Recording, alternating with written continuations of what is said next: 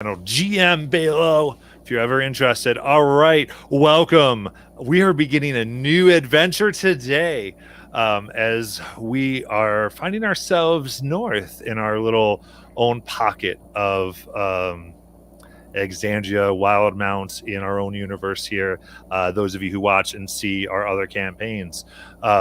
But we are currently in Pale Bank Village, and you will get to meet some of our adventurers and some of our characters as we go forward. But to all of our adventurers right now, you're here, and snow gently falls from the sky, and wind is biting your cheeks as you stand in the graveyard of Pale Bank Village. This is a fishing outpost that's just outside of Uthudurm. That is a home to hundreds of several hundred dwarves and several hundred elves.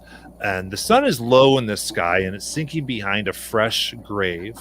And on this grave is marked the name of Ergon Wenth as an old dwarf who caught a curse or disease. You're not sure. The rumors have been circling around since you've arrived here.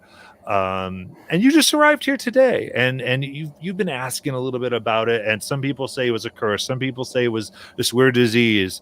Some people think it's a joke that he's playing. Maybe he's not really dead. Kind of a joke, a weird guy. But you do know that he was a little like all of you, a person who went out and would find his own fortune, would go different places. But ultimately, whatever happened, what they're bearing today is a statue of ice that they believe he is turned into.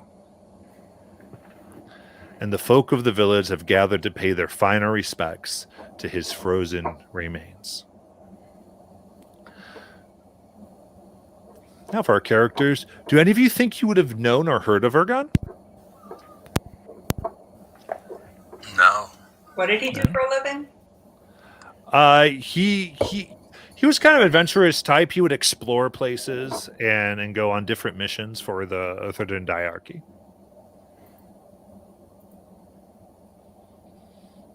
Nothing like that. Probably not. No. I don't think so. So as you all stand there awkwardly at the funeral of someone you do not know, what do any of you do as you're just kind of, what do you do to pay respects to this unknown sadness? I would say, and how do you feel? Because there is this sense of that he was a member of this community, even though he wasn't around a whole lot. He had a house here, and so there is this grief that you don't have any sense of as far as these people's griefs. You have no connection, but you're here as people are crying and paying their respects. Where do we find each of you as like the camera pans over and we see you for the first time?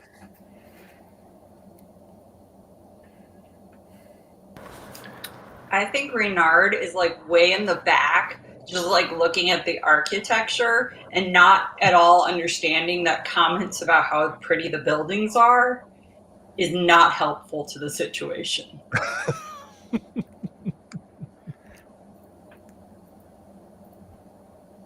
Gathlock will go into one of his side pouches and take out a small wooden token with a leather band.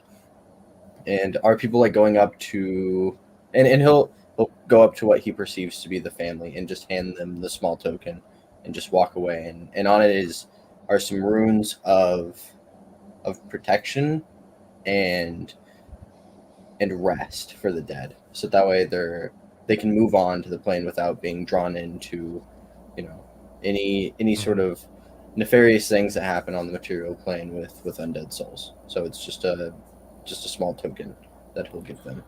Okay. Yeah, you actually walk up, and what you find is there's kind of a series of some, like, almost like drinking buddies. I would say that you kind of find up is that doesn't seem to have wife or children, but there's just people he hung out with long, and they're crying, and they're mourning him as though he was a relative. They know him really well, and they thank you and give you a few hugs as you pass by, respecting the gesture. Right. For the rest of you, I will pull out my parchment paper and draw the artificer building a house with my familiar friend, the imp, inside of it. So you're just totally in another world, not paying attention to anything that's going on. I like it. You see just this kind of very clothed, I just writing. It's not even a good drawing. There you go. What's Cyrus doing?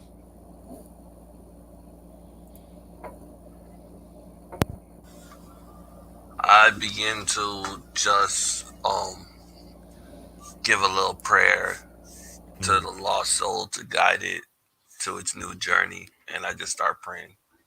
Okay, yeah. So you start.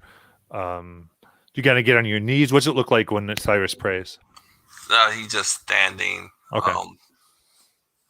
He just places his hands together, and he gives a small bow and starts to pray. Okay, so kind of in this bowed posture. People are looking and they're respecting this. Very cool. What about your character there, Easy? He will fidget uncomfortably while watching like how the people around him in the houses in the streets, because they're so new to him. He wants to see how like everything works. Okay. Excellent. Yeah. So he's just like, wow, new stuff. So I'd say, yeah, I think he makes a few people uncomfortable because he kind of has this smile and this curiosity going. Oh, he fits well with Reynard there. They're like, who are these people who have crashed a funeral? And everyone knows what's going on. What's Wilzer doing? He's kind of making himself inconspicuous and still somber with the mood of the crowd, and has his head tilted down, but his eyes up, looking to see if there's anything not normal being done. So whether there's some people that's not really showing the sadness that they should. Okay. Let's have Wilson make a perception check. Okay, so you got to help me Maybe here. besides the rest of your party, who's really stupid. So I go on. So I just click on perception. Yep. I think you just did 7, right? 16. Oh, there we go. 16. Perfect. Yeah. I'd say that you're looking around here and you just notice this kind of weathered elf who's not looking quite as mournful or as involved in the ceremony. But he, as you just notice him as he appears right behind you, he hasn't just manifested, but he's kind of walked up, but you just didn't see him, and you kind of now realize he was just walking straight up to all of you, as he opens his mouth. He says, "Thank you for attending Urgon's service." And all of you turn and meet the gaze of a person who you recognize as they were described to you as Elro Aldaltor, who's this again weathered elf. He's kind of a retired ranger, and he's the leader of this village. Continues to speak. He says, "I'm sorry to speak of dark tidings under such circumstances." And he gets in quiet, "But I believe that Palebank Village might be in danger, and I'm hoping you can help us."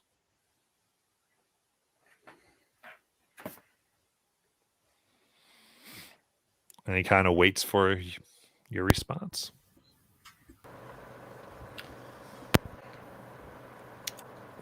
How far away is Palebank Village from Uthadurn? It's probably about like a 2 days travel. Oh, okay. Just 2 days, a little southeast.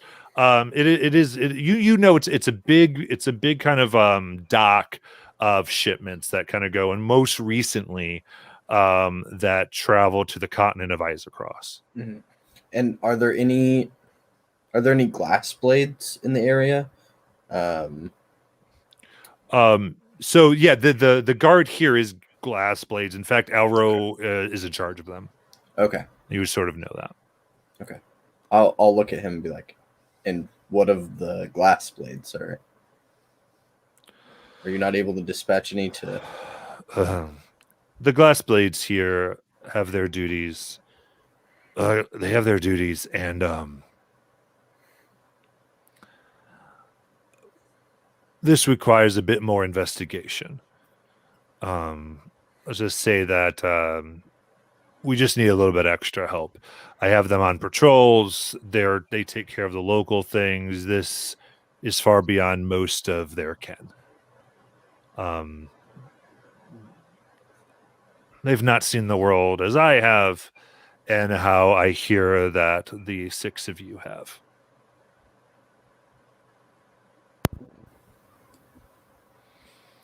Yeah.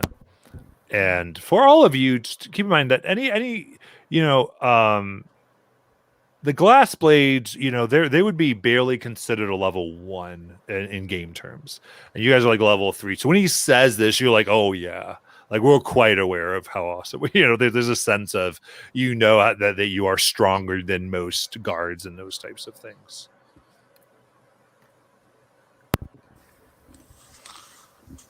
I say we aid this gentleman.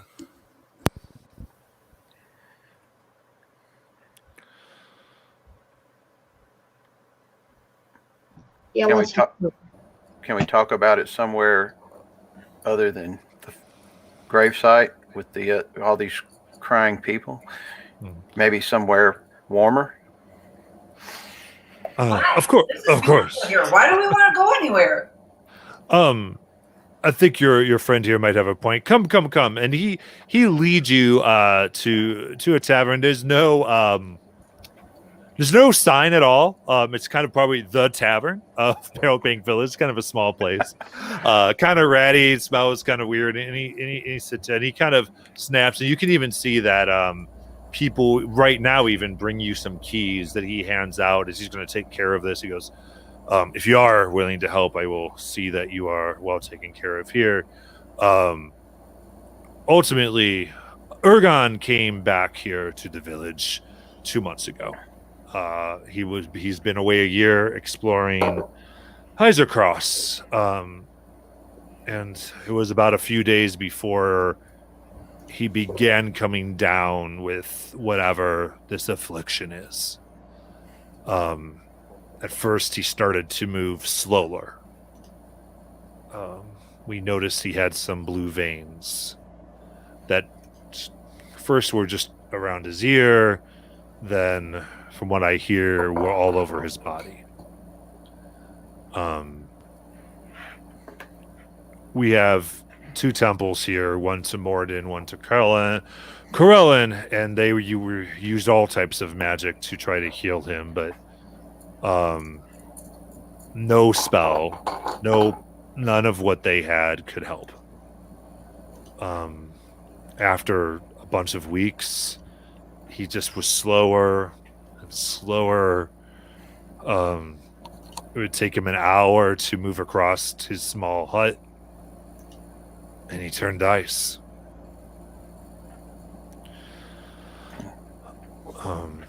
Now, until yesterday, I just thought that Ergon got something and it was fine, but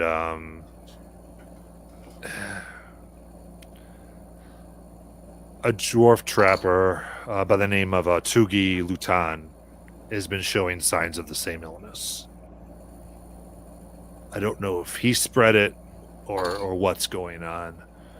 I tried to talk to Tugi, but she's pushed away, telling me to let her die in peace. But ultimately, I'm asking you to find out what's caused the affliction of Ergon and Talgi. Find out if it's contagious, if it's going to spread, what possibly we can do.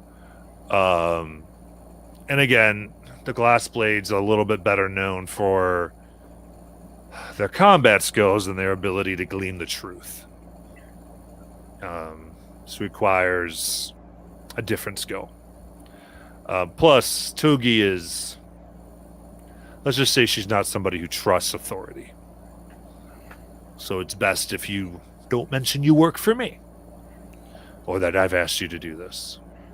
So I think all of you, maybe tough folk, people who aren't very used to getting along in cities, might be better at this. Will you agree to help? Yeah, I'm with Cyrus. Yeah. Why, certainly. Does it seem like anything is being withheld from us? Any, like, maybe he's telling us the truth, but not the full truth, or he's leaving something out? Make an insight check. 17. 17. Yeah, I think you look at him, and it is the clear look of someone who is seeing if a bunch of people will agree to something without discussing payment. Okay. That is about all that you see. Other than that, you get that he's telling you everything pretty much that he knows, and if there's something he's holding back, you're not seeing it. Okay. Gathok will just nod his head in agreement.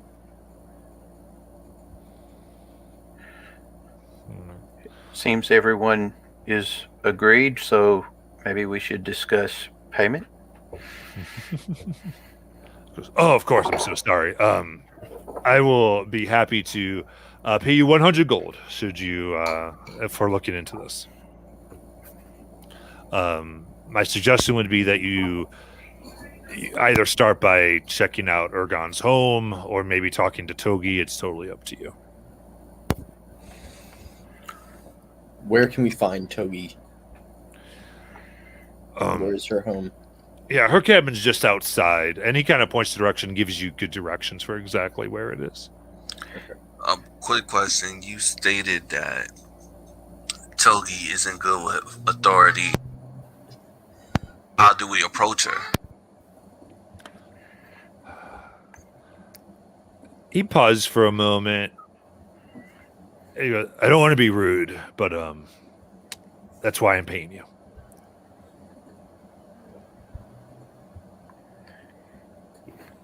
And where is the cabin of the deceased? At the edge of town, you'll see a little of a bit of a green elf named Mila. You'll be able to just let him know why you're there, and he'll let you in.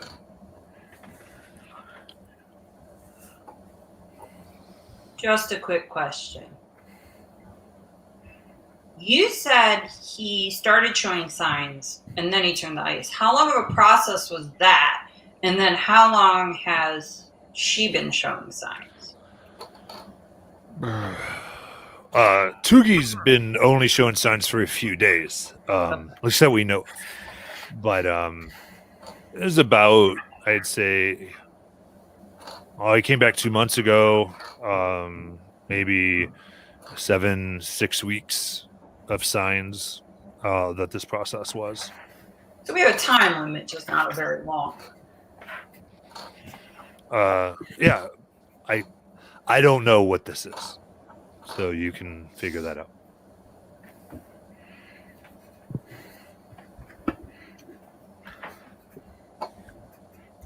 So what would you like to do?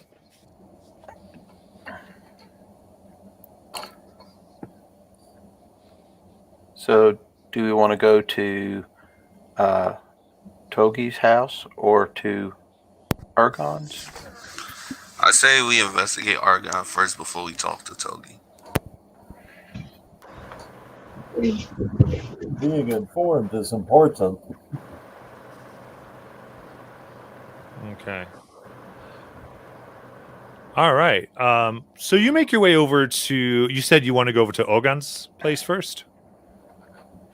Yeah, I want to investigate to see if we can notice anything particular about how it spread before we talk to Togi, because I have no way of approaching her, so she could kick me out and never want to talk to me. So I want to bring her something, let her know that we know we know more than she's hiding. Cross-referencing. Nice. Cool. I concur. That's probably our best plan. All right. So you begin to make your way to the edge of town, and again, Pale Bank Village. You start to see the signs of this place. It's you see different people bringing in fur trappings, and you see out on the sea. Part of it's frozen over, and people are ice fishing. And the population here is a lot like the population of Eruthador, and very mostly dwarves and elves. You see a smattering of another race here or there, maybe a gnome here. You see a red tiefling just kind of like whittling wood, very old. But you get this sense that this really was this just kind of a frontier town until so recently, when expeditions started been making from it, and now you have this kind of incoming of very gruff, even gruffer people than people who lived here. And it's kind of become more populous because of that. At the same point, there are vast ships that are docked in that don't look like they belong in such a small village. So it's kind of a weird sight. But you do see it. You see this one-story, seemingly one-room log cabin way at the edge of the town, and in kind of this gray-green uniform. Looking a little bit too diligent, as though they're taking this maybe more seriously than it should be, is this tall, 7 foot, very thin woman. She's got this red hair, but I mean, even for an elf, looking very, very young, as though maybe like she was promoted like in her 40s or 50s instead of her 60s, like into maturity, like kind of like giving off this very teenagery vibe, as though she doesn't know if she really belongs doing what she is, and she's kind of doing this march back and forth in the cabin, nervously fiddling with her sword that looks way too clean to have ever been used.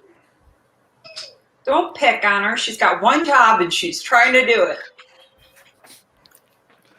You see. So you guys approach, and she, for all her diligence, doesn't quite clock that you're coming to the house just yet. How do you approach this? Is she in the way completely, or can I just avoid her and just try to get to the house?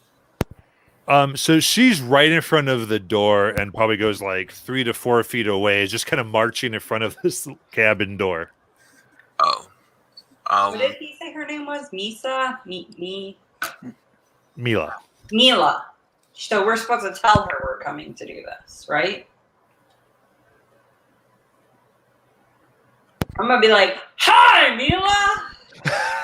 Here to investigate for you." A little overly enthusiastic to match hers, even though I'm like 3 times her age. Yeah, she turns really quickly, and she kind of pulls her sword and then drops her sword, and it clinks in, and she just picks up. Hey, yeah. Who are you? What? Why do you come forth, the strangers? Why are you here? Hence, what? Who are you? We were sent to investigate, which I just said. Did you get here by your looks or your brains? She looks very mystical. Who? How do you even know who sent you? Crap, what's his name? My brain already forgot. Arrow.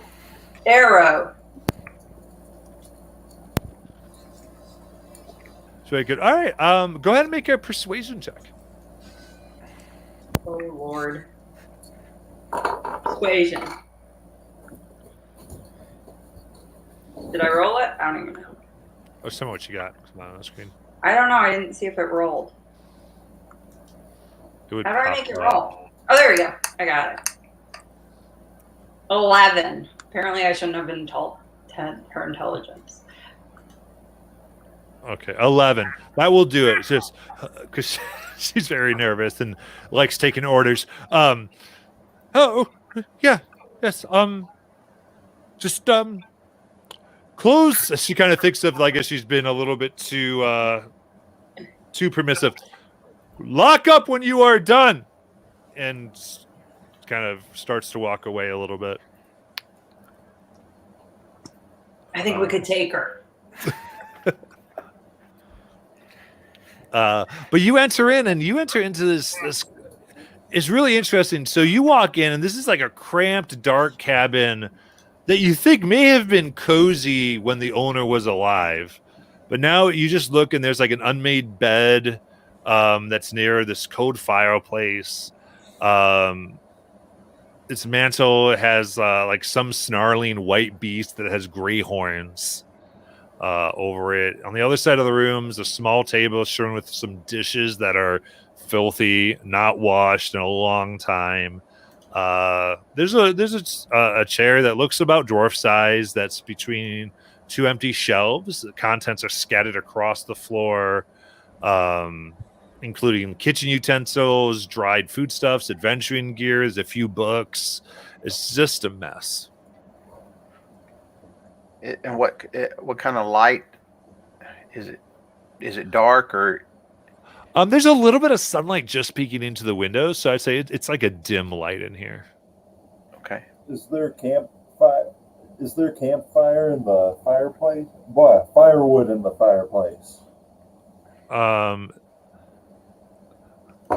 look at the fireplace. There's like it's the wood that is in there is like covered in charcoal, as though it was used at some point. It's not fresh, or there's no heat coming off of it. But it looks like it's been one of these things that was like half burnt and let to go out. I'd like to cast prestidigitation on it. Okay, very nice. So you're lighting that up, or? Yes. Okay. So what's it look like for you to do that?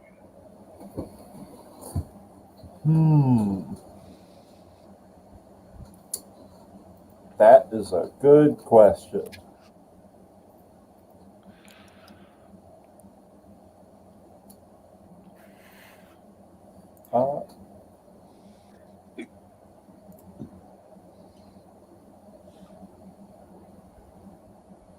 I'm siphoning energy from my surroundings and channeling it into a purple orb before zapping the fire, lighting it up.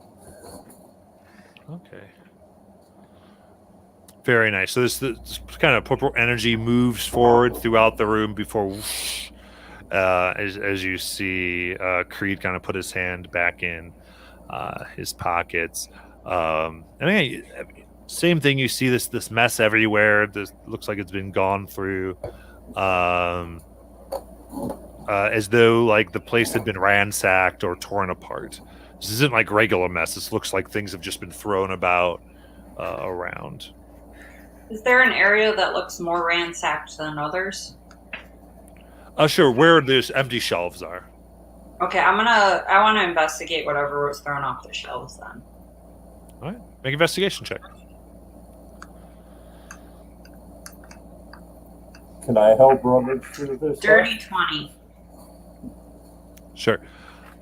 So yeah, we'll say that Creed and Raylan, go ahead and do this. You look and you're looking through this, and you see again a bunch of everywhere. You find a silvered mar. There's like some splint armor that's like the right size for a dwarf. There's this clothing. There's a grappling hook. There's a hooded lantern. And you do see in kind of this dirt and must and like some of the ash. Looks like even like the fireplace has been searched. You do see that there are some footprints that kind of lead out, and then you go through. You look out the back window, and you see these sets of footprints in the snow that lead away from the cabin. Okay, I'm gonna tell everyone that, and then See if anyone wants whatever weird random items I just found. Is there anything in particular that seems out of place in the room? That it just feels like it doesn't belong? Yeah, make an investigation check.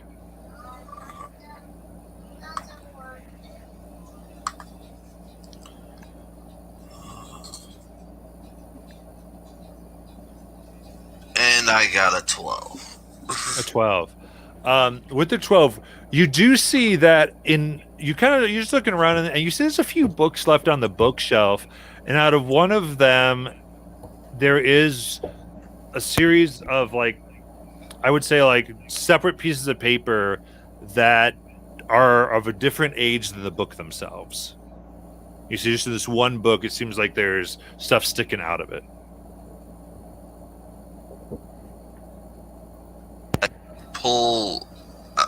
I pull that book from the bookshelf and I start looking. Do I notice anything in particular on the pages? What's the name of the book? What? Mm-hmm. Yeah.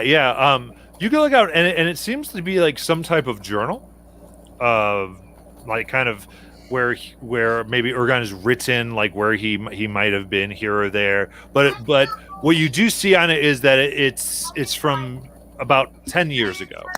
So it's not of recent travels, but you do see that there's this folded receipt that was used as a bookmark, and it's dated 2 months ago, and it's for a place called Pelk's Curiosities that paid 1,000 gold pieces to Ergon for just several Aeorian items, and they're listed here. You see dagger, 100 gold, scroll case, jade statue,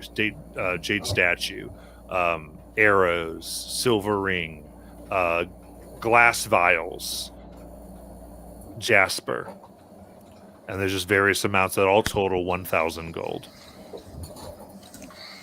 Okay, so I hold on to the book for later on, and I show the party what I found.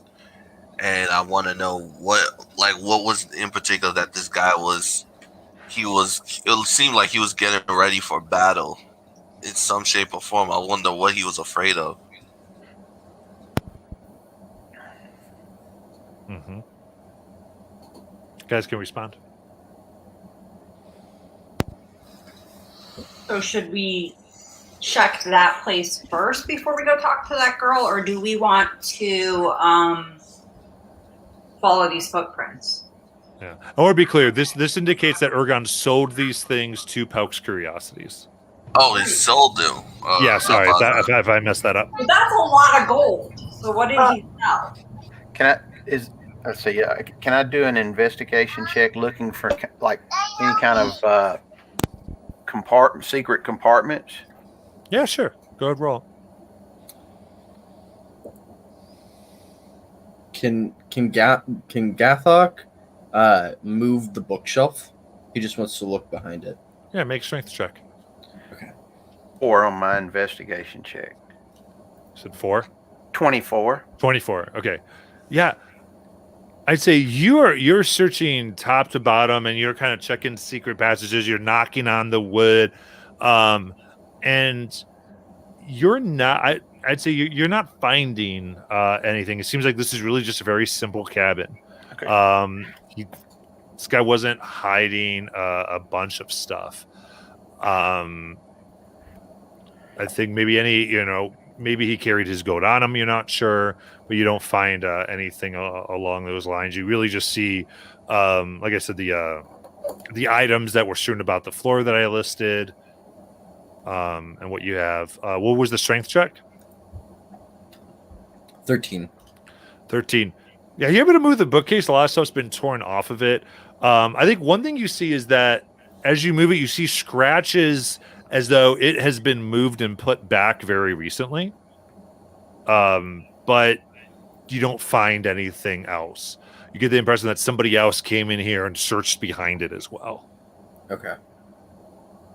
I'll relay that to the group and push it back against the wall. And So- the footprints that were mentioned. Do we have an idea of how, are they fresh? Are they? Well, I guess that would be go ahead and make a survival check. Oh no.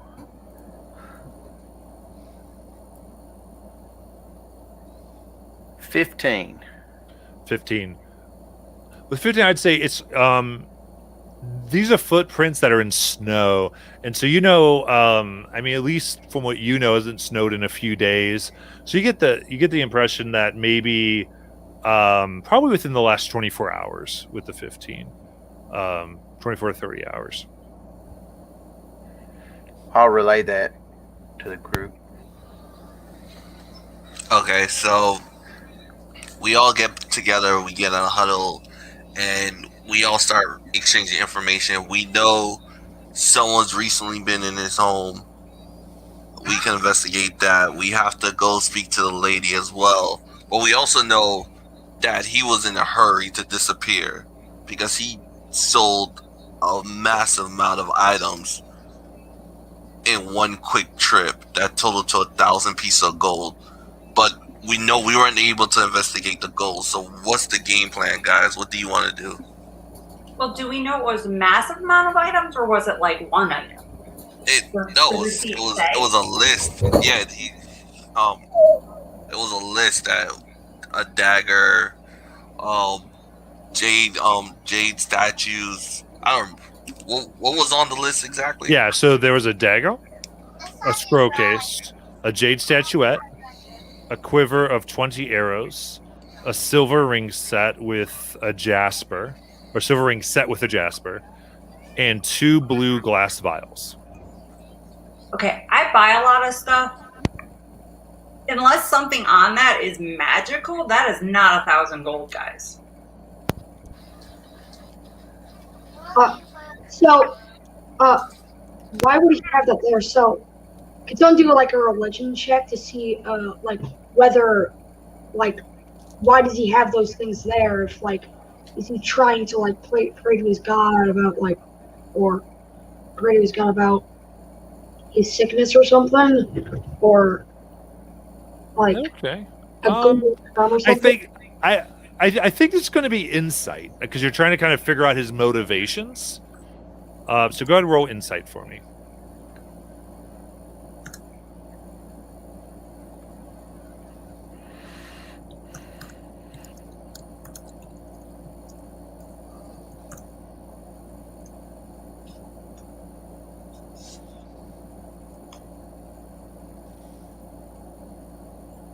Did you get something there? Yeah, I got 6. 6. Excellent. Yeah, I think, looking over it, you do see that there's just a curiosity that kind of says source. Interesting, it says eyes across. Or so you get that these are from his adventures, from what he was doing back at this continent. So from whatever that was, I'd say the most that you kind of just to re-look at is that these came from there.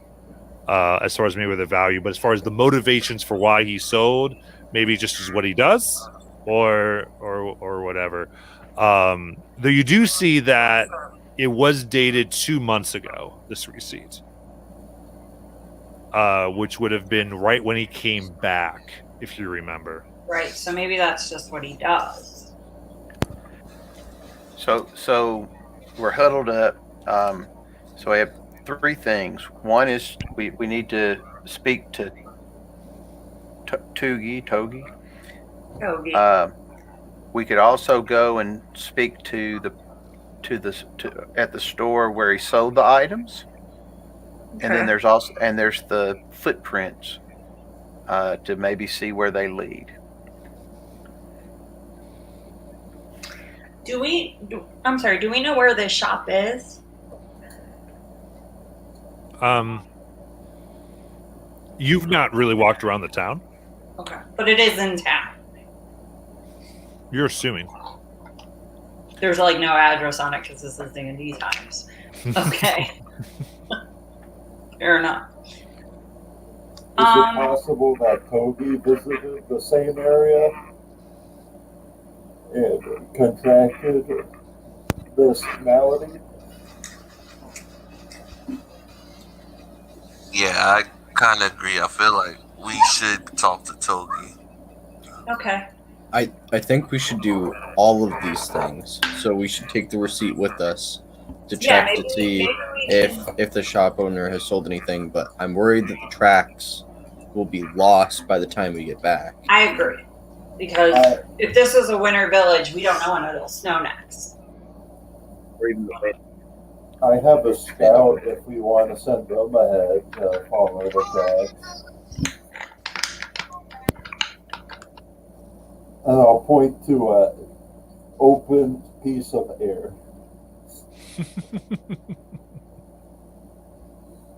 Because they are invisible.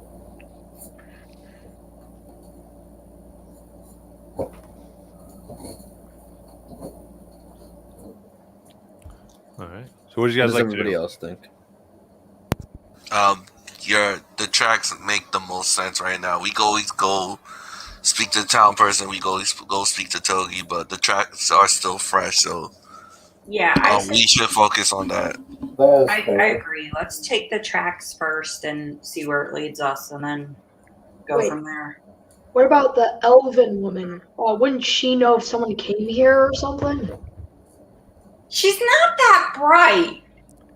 I mean, I approached her by screaming her name in a building she's supposed to be guarding, and she just let in random strangers without asking us our names. So maybe she's done that before. But the door is the only way in. If No, the footprints go out that window.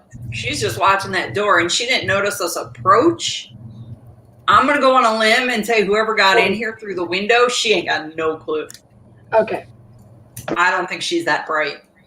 I think she got promoted because she's pretty.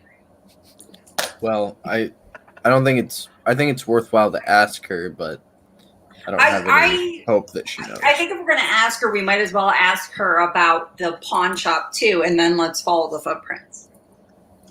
But I wouldn't tell her about the footprints because I got a feeling she's not bright enough to understand that she would just start tracking through them and mess up wherever we're going. I would just say, hey, has anyone else been here besides us? And someone else do it because I'm horrible at lying.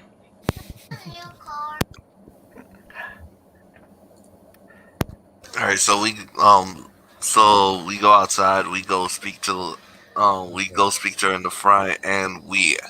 Cool. I just want to verify something here because I was looking at the private chat. Some of you are taking these items. Yes. Okay, so you're going to remove some items from an active crime scene and go talk to the guard. Well, we're not going to be like, hey, look what I got. We're going to. Well, I'm just saying some of these are pretty big. Maul is not. No. I'm not. Yeah, I'm not taking anything, so I'll go talk to her while the rest of the party goes scavenger. Put it out the back window and we'll walk around it. Okay. Okay. We'll just put it out the back window. We'll walk around and get it when we follow the footprints. I'll stealthily go out the window with the item. There you go. Here's the item. Perfect. I'll dive out the window with him.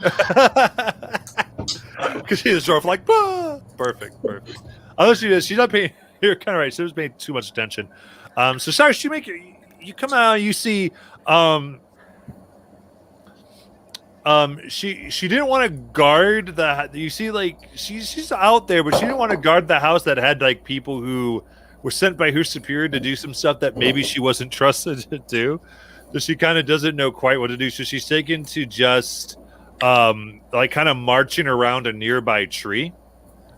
Kind of looking around for people, and she sees you, and she goes, "Right, have you found everything that you need, sir?" Yeah, actually, I have a few questions that I want to know.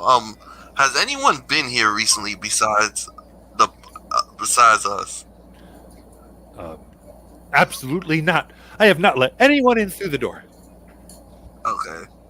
Has anyone walked around the perimeter or anything, but not necessarily you saw them enter? No one's come over. No one's come around here. Not that I've seen. Okay. Why? Is there something wrong? I told you. No, it's everything's okay. Make a Question. deception check for me. Make a deception check. All right, cool. Can I try and sneak behind her? Make a stealth check. 14. 14. Okay. She believes you. She's good. Huh? She's not very bright. I'm pretty sure a rolled a natural 12. one she'd believe him.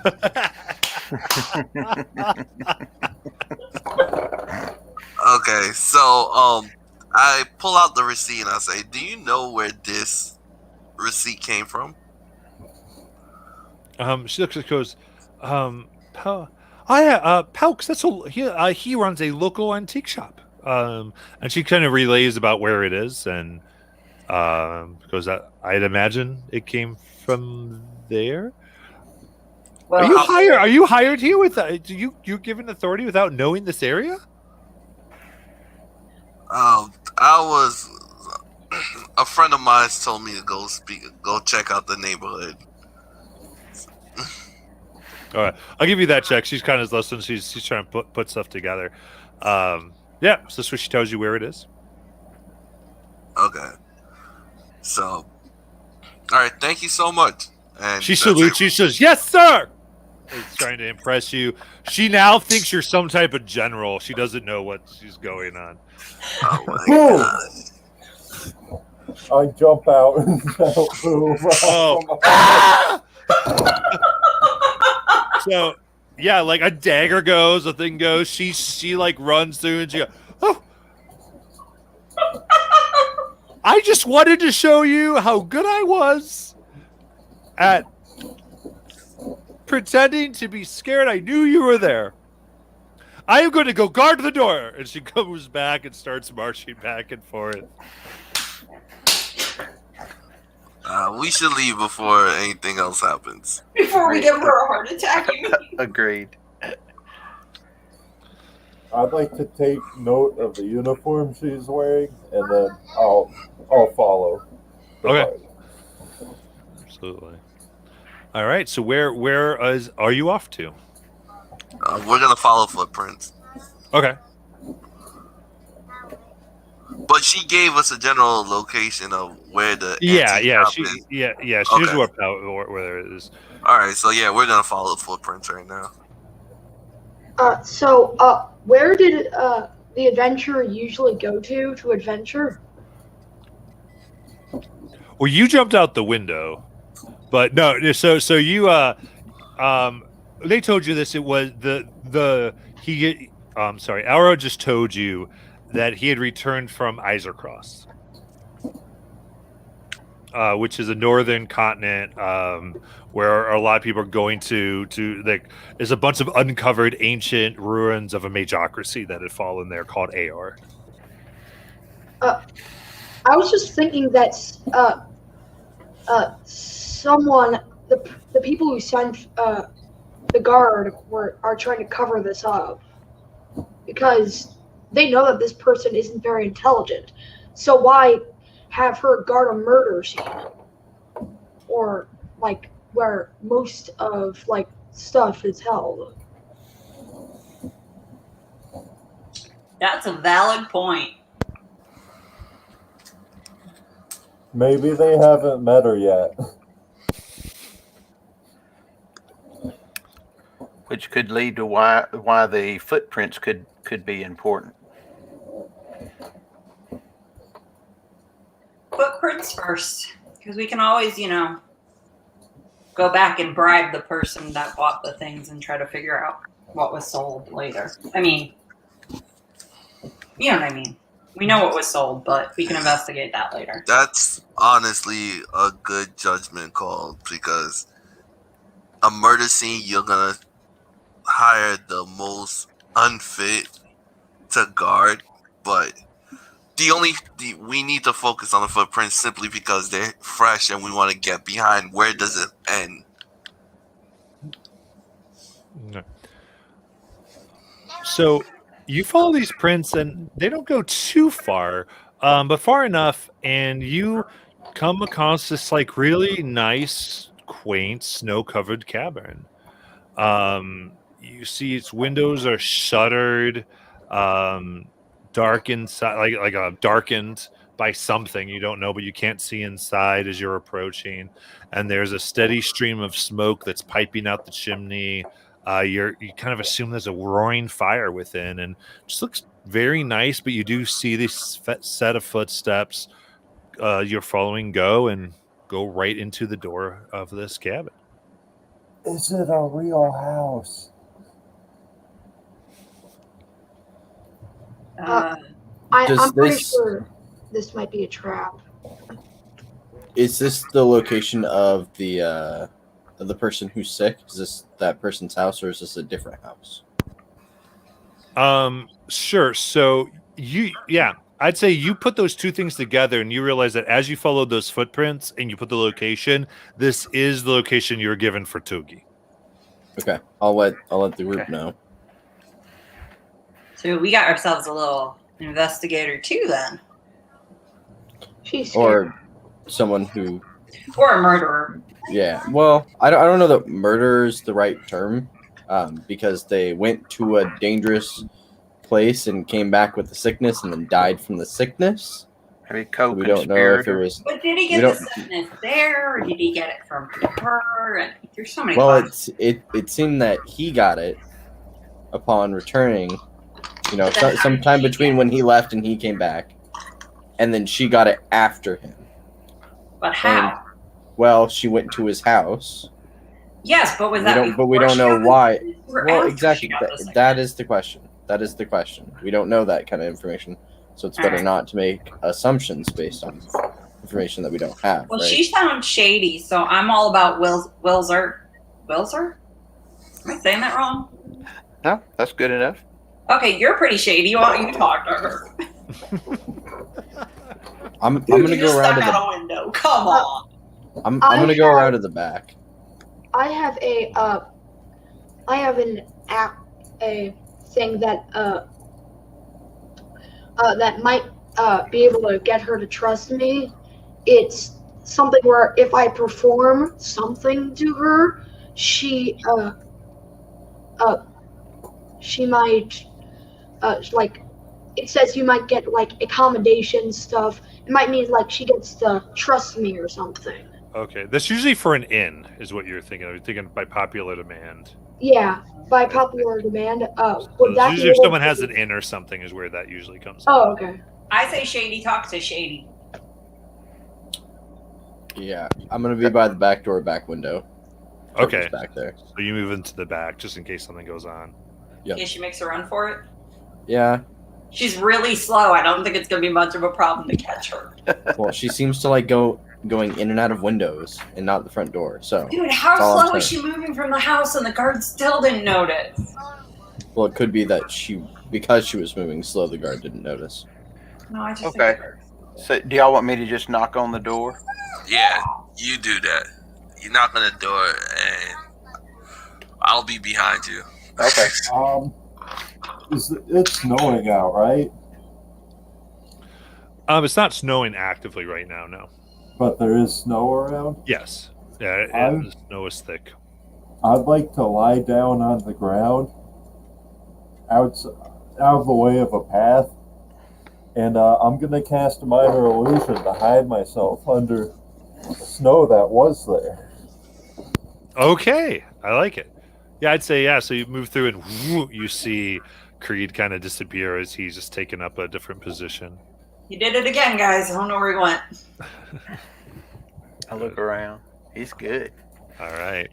So Wilson, you go up, you knock on the door, just doom, doom, doom, and you just hear this kind of voice that seems like muffled, as though it's calling from like the other side of the door, but also maybe other side of the room from the door.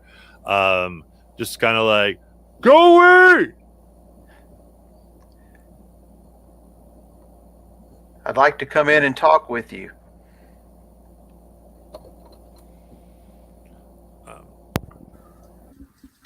Why do you want to talk to me? followed the footprints from the house Oregon, next right? to you. Or Oregon. Yeah, All right. from Ergon's house. Yeah.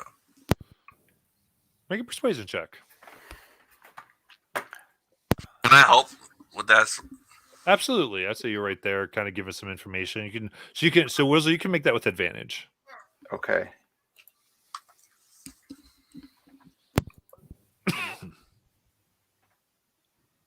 Ooh, natural 20 Ooh.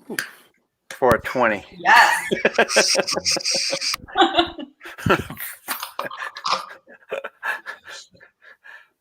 Excellent. Some time goes by, and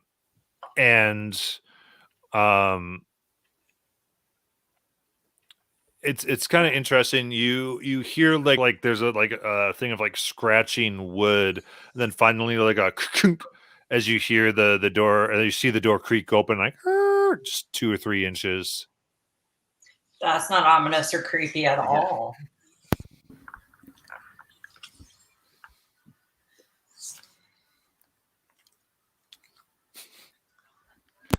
The door's there open. It just barely open, right? Not enough for me to go in, right? Yeah, I mean, it's just it looked as though it's been opened for you. It's open. Oh, for you. okay. Just, So, like she opened it. okay. All right. So I say after you. Right. So I'll enter in. I'll go in the back, like last in line. All right. So you walk through, and it's the heat in this cabin hits you like a brick wall. It's like it is just turned. Like there's so much fire that's been put into here that almost like scalds your skin from the icy cold. Like this, no one is possibly comfortable in this type of heat. You see, there's a table set with neatly stacked dishes, tools and utensils. Stand at the center of the room.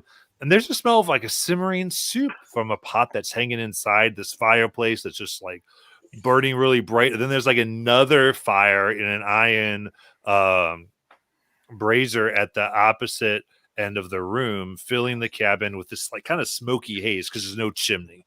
It's just like you almost wonder how someone's breathing in here.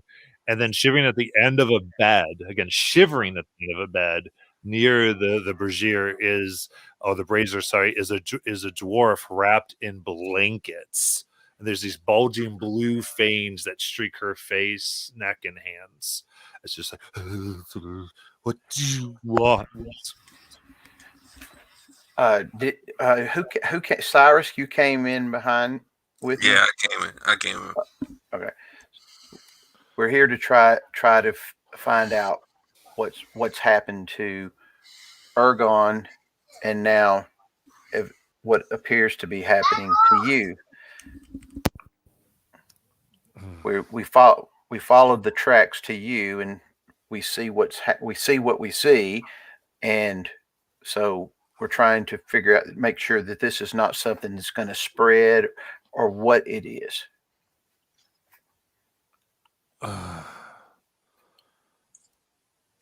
And I'm looking around while I'm talking. I'm trying to see if there's anything valuable in this place. Oh my gosh. Make a perception check.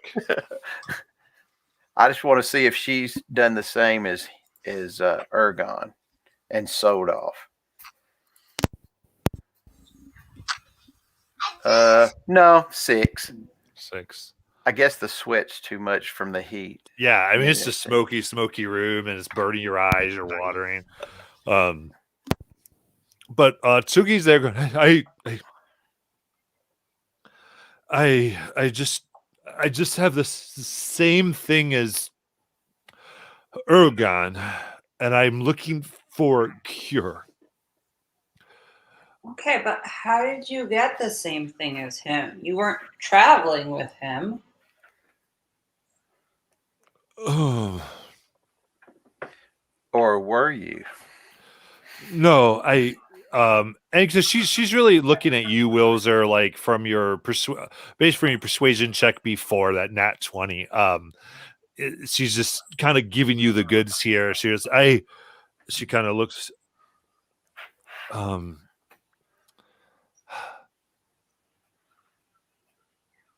I take from those who returned from my cross, and I sell to people in Shady Creek, and I saw Urgon return. He had so much stuff and treasure. I wasn't going to take from him, but once he sold to Pelk, I raided that and I stole all of it. What did you steal from what he sold? Everything. Everything? It was all valuable. Like, Makes sense. Do you remember what you took?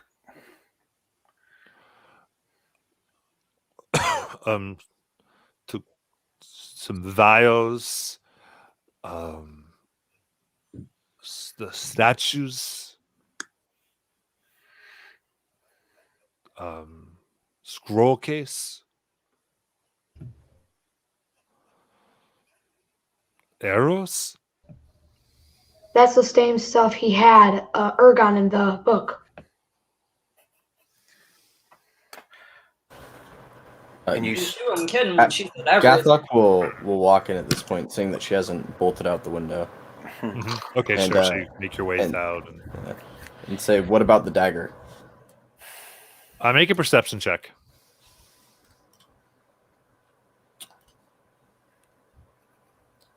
Natural 20. Nice. As you say that, you see that she just kind of sets her hand on her side. She goes, I don't know about the dagger, but you see that she's resting her hand on a very ornately carved dagger. You look at that, and this thing is insanely well made. It has a slight glow to it. You put two and two together here. Gathok is just gonna take one more step forward and just say, "That dagger at your side. It could be the key to helping you get better. And we need to find out what's going on." She kind of senses, and with that perception check, you can see that she moves her hand a little bit, and you see the light kind of dart off of two sets of eyes that are underneath the bed that you see are like animals. But then she kind of like moves her hand again, and they kind of like go from like almost like the eyes go almost from aggressive to passive again, as she kind of puts the hand very shakingly and puts the dagger forward. Okay. Gathok will take it. Yeah. Can I do like an intelligence check or something to see if the blue from the vials and the blue with the veins is somehow related? Because that's the only reference we're getting to colors. I mean, if you want to make that, I mean, it's up to you if you think if you want to make that I'm assumption. an artificer. Everyone keeps describing blue liquid, and there's nothing. I mean, I want to ask her. I think you decide. And you know, like she's getting more impression. She's giving up a dagger, and so she's like spilling more. You see her letting down her guard. She's, my sister Julian. I give every Huli. I give everything to her. She's up in Croker's cave, where she hides out with everyone. So she has these yes, I give everything to her except the dagger. But Goff took the dagger from her just now, right? Yes. Okay. Sorry, what was the cave called again? Huli? Yeah, the cave was Croker's cave. Oh, Croker's cave. I'm sorry, I misheard. Croker cave, yeah. Do we notice anything in particular about the dagger? Any any significance towards it? Is it shimmering? Does it have any? Does it look like it has any magic to it? Anyone who wants to can investigate with Arcana or Do history. you want me to identify it? Oh yes, please. Yes. Okay. No, I can do that as a ritual wipe, but it takes like 10 minutes. Yeah, you can spend 10 minutes doing that if you want. Sure. All right. If you want to start the ritual, we still have questions. Yeah, Okay. I'll identify it. Cool. So you begin doing that. You guys can ask more questions. Where's Croker's cave? It's north. There's a path leading just out to it. Children go in there or go up to it to just dare to touch it and run away. But they don't know we hide there. What a weird town. Why are you guys hiding there? I steal from those who come back from Ice. We take the artifacts back to Shady Creek for the families and the tribes to sell to the network there.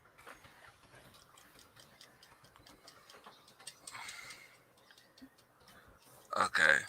We work for the Utalat family. Okay.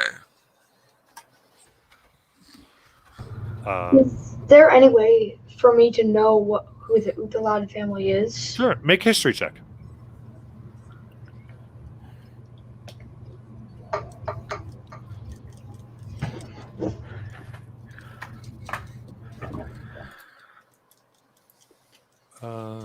Or 4.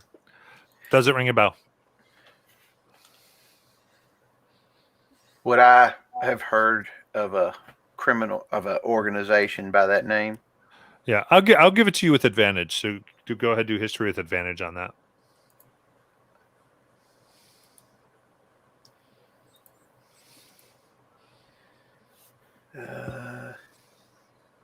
15. 15. So there's so you think of Shady Creek Run and it jogs you that there are many crime families. In fact, the whole city is run by criminals. There is no formal. I mean, there's no Crown's Guard there. The Durn authorities, Glass Blades aren't there. It's an entirely independent city that is criminal. And I would say you recognize with 15, you recognize as one of the crime families that are major crime families there. And there's about a dozen or so different families that run in that area. You said Hooley was at Croker's cave hiding out with the others? Yes. So who are the others? How many? Hooley has always handled that. I steal and I give to her directly. I don't know how many.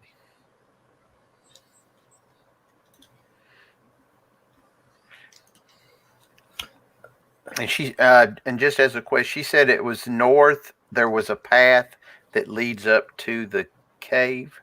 Yeah. Is that right? Okay.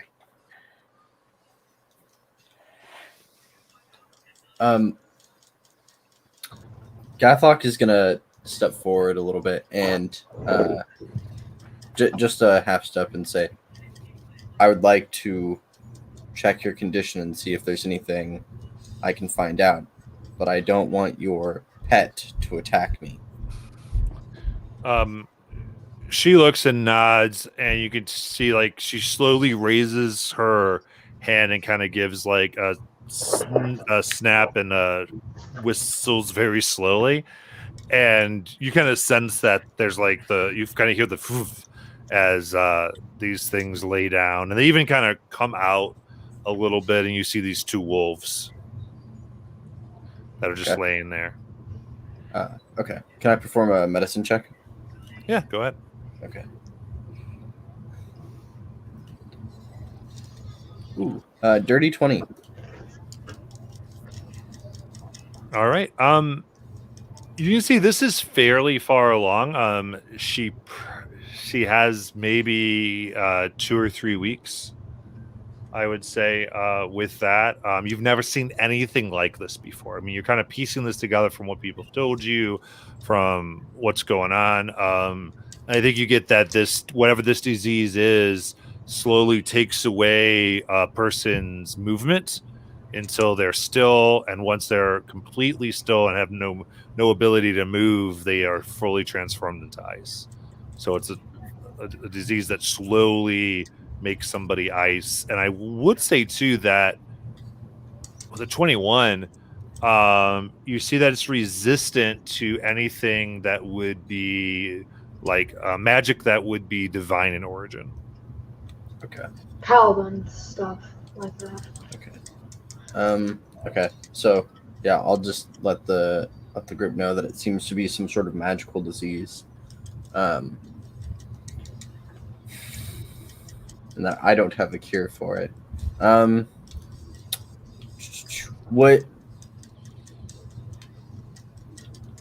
with my proficiency in alchemist supplies, would I be able to, knowing more details about this sort of magical disease, would I be able to come up with some sort of tincture to not cure it but ward it off, give her more time, something that might be able to reduce the effects? I mean, a lot is possible. Mhm. You would need some time. Okay. I would say with the magic, you get like this. It would take at least a few days, maybe a week or two. Okay. It's kind of depending on how well you did, but it's not something you would do in an hour or so. Okay. Yeah. So I'll let her know, and I'll say I don't have a cure for you, but I think that given a week or so, I might be able to come up with something to slow it. I don't have a cure for it right now, but right now you have, less than a month. You have just barely over a fortnight. So Like, you would really help me. I don't think so. As she's trying to talk through. But about this time, I would say, Renard, your ritual completes, and the identify spell. This is a dagger that came from a flying city that had fallen, known as Aor. This is one of the relics there, and you kind of put it together. That's what people have been going to Isercross for. It's very, very old, and it is ultimately a +1 dagger. nice. You can see it has all the like very ancient runes on it.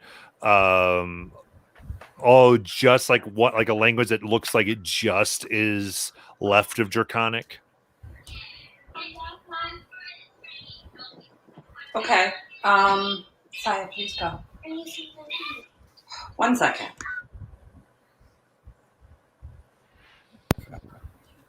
So the daggers doesn't show like it's having any effect on, like, it's the curse didn't come from the dagger in any shape or form. No. Correct. Between the identify spell and the medicine check, you don't think the dagger did this. I'm gonna and I would say even with that check, I would say that Gathak, I would add that you get that this like some type of substance would have to carry this for it to have the effect because your road's so stinking high. Right. So yeah, how many? I was always thinking blue vial, right? How many vials did we see on the receipt? 2. 2. Okay. Yeah. I'm gonna hand the dagger over to our shady friend, Wilzer, and then I'm gonna like make her a bowl of soup and give it to her because I don't want to see her cross the room to try to get it. Okay, so you pour her some soup. She takes it and coughs a little bit. So, I think that we have most of the information that we need for right now. I'm going to ask one more question. How many vials did she give to Hooli that she stole?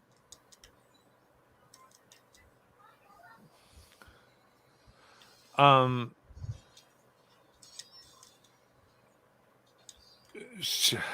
think 2 of them.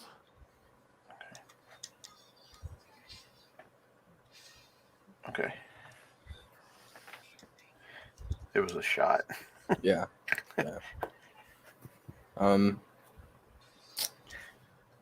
I'll ask her if she drank any of the. Did you drink any of the vials, or did you just touch them? The vials? I mean, I didn't. No, I didn't drink them. It's weird. I handled them. I had to steal them. Yeah, I think that's what it is. Where does the like blue vein things like start? Do they start like near their ears and then go down near the rest of their bodies? Like Yeah, that's the sense you get. Yeah, and I think from the examination, it goes all over the body and just is like this. They're covered and patterned with blue veins, streaks of bright blue. yeah, I'm pretty sure that this thing targets the nervous system, or just freezes them to death. I'm out of questions. I think we got all the answers we need. They, while transporting the vials, either it spilled on her or just simply touching the vial affected her. So nobody touch any vials. Or it could be something else. Maybe one of the statues or something. We don't know. It seems magical-ish or magic-resistant in nature, so The thing is, like, if it's not a good sign. I buy a lot of stuff, generally when you buy and sell stuff, they list it as like, this is a jade statue. This is a copper statue. When you buy and sell like potions and things that would be in vials, they list what's in the vial. Calling it a blue vial means they have no clue what's in it. Mm-hmm. Like, if you're going to sell them a healing potion, they're not going to write down red potion. They're going to write down 1 greater healing potion. Like, my money's on the vials just because they're not describing what they are. Wait, who did she particularly? She stole the vials from Oregon, correct? No, she stole them from the shop. From the antique shop. So we don't need to go there. We already know she stole them from there. So, when she stole the vials, does she not know what the vials were, or does nobody know? I don't think anyone knows, because if they knew, wouldn't it be described on the receipt? Everything else on the receipt is described. That's true. Yeah, I don't think that we have enough information to really know about. I think that. we have to go to Croker's. Yeah, so do you want to just go speak to the sister and see what's going on there? Because I don't think going to the antique shop is really going to get us any information. I mean, we're going to find out that they had a theft. I think that we should do what we can to help here. This may not be over. If we take a week, I can try and come up with something to stop the progression of whatever this is and make enough of it to take with us, because we might be able to use that to bargain for the items back if these people are also afflicted, right? Because it seems like whoever comes in contact with these stolen items from Aor seems to get this disease if they're in contact with them for a long period of time. Okay, so if you do need time, if we're not in a rush and you need time to set up and start working on a cure, then we could go speak to the antique shop owner. But at the same time, shouldn't we give the update to who's the guy that gave us the quest? Arlo. Elro. Oh no, Elro. The only problem with waiting to go see Croker's Cave is, what if they sell this thing in the meantime and then it spreads to another city?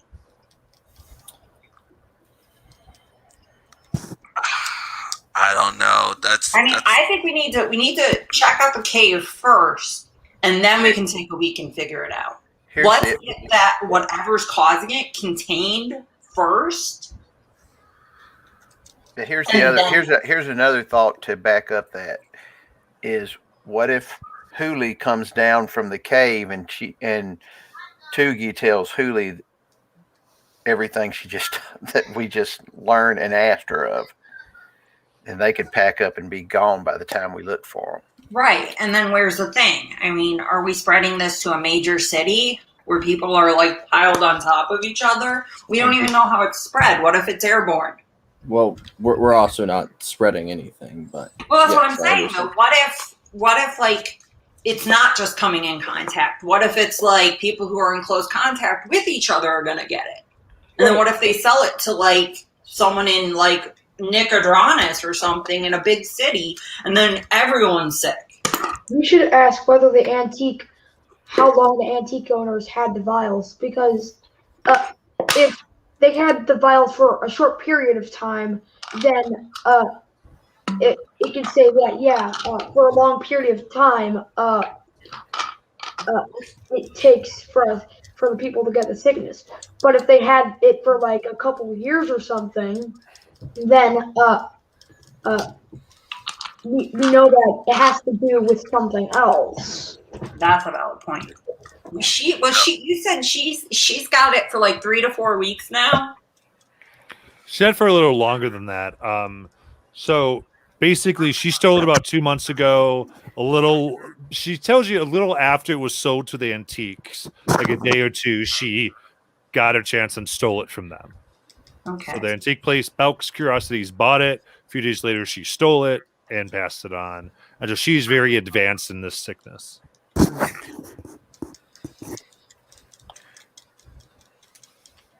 Right.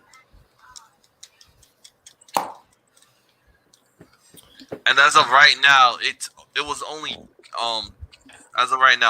2 people that are showing symptoms in the town. Well, we don't know if the shopkeeper is showing symptoms. He said only 2 of them are showing it. Yeah. I don't think a shopkeeper would be obvious if he was showing signs. But what about Hooli? I mean, she kind of stays out of sight. Yeah, so maybe she already has it. Well, I feel like we need to go to the cave. I feel like... All right, let's just make a vote. Just vote. Anyone for the cave right now? Or we wait in town and get some medicine and we set up to try to see if we can get a cure? I vote cave. I think cave. Those 2. Cave. Okay. I voted medicine, but they beat us. Yep. I mean, that's fine. If that's what the group wants to do. It's a tough call. I mean, it's... Creed's computer cut out. He's trying to get it to work. I think that we should let Arrow know where we're going, and that we don't have all the information yet. I don't think that we need to give him any more details than that. All right, then. Yep. I also feel like if we find these vial things, that you being able to work with what's causing it would also help your medicine probably be more effective. Yeah, that could be the case, but I'm also worried that we don't have a method to contain it without us interacting with it, right? And that week would provide us with an opportunity to find a way to also not get magically infected. Because like I said, I don't think that I can come up with a cure anytime soon. Maybe with the substance I might be able to, quicken that pace, but if we touch it and we all get sick too, then won't you have do us any good if we're out. dead. Well, I'm not sure that we should. No, I get that, but my concern is because I buy and sell so much, things do not last long. Mm-hmm. Like that dagger that would be gone in a day in a shop. So you have some weird blue vial from an ancient civilization that's going to be bought pretty quickly, and God knows where it's going to go. And then it's not like, oh, this is an isolated thing that happened in one town, let's try to fix it. It's, hey, this is all over the continent. Pour it in the water supplies. Okay, so the party, So the party, the majority of the party already voted that we're gonna go to the cave. So before we head out to the cave, we go speak to Arrow and we let him know that, hey, we gotta investigate this cave. Give us the location, and I suggest only a few of us actually enter the cave, and the rest of us like try to figure out the parameters to know if we're not gonna get jumped or ambushed. Well, I think we should all go in if we're going. If we're all going. Well, she then said it- no one really yeah. goes into the cave. It's more of like a Well, dare. So I'm Yeah, not. thinking it's gonna except be for a all huge- the Maybe when we get inside. yeah. Well, I mean, except for all the bandits and Yeah, thieves but that are we know using they're the not. cave as a hideout. So, but we don't know how many. So, and she doesn't know either. This Thule. So, I think that if As we're long gonna go as to we the don't cave, we should kill all go. Huli, we should be fine. Well, we can't bring her with us either. No, but we can get information. But she doesn't have any more information about the cave. She told us that. You know, she said that she wasn't the one that dealt with these other people, that it was her sister, and her sister has all that information, and her sister's at the cave with the other people with all the stolen items. Does Huli know that Tugi is? Can I ask that question to her? Does Huli know you're sick? I haven't talked to her. No. Okay. Ooh, Is she there Gonna a- believe us when we tell her you are sick? It's hard to say. is there something you could give us that would help us convince her? She kind of points to the dagger. She goes, that might.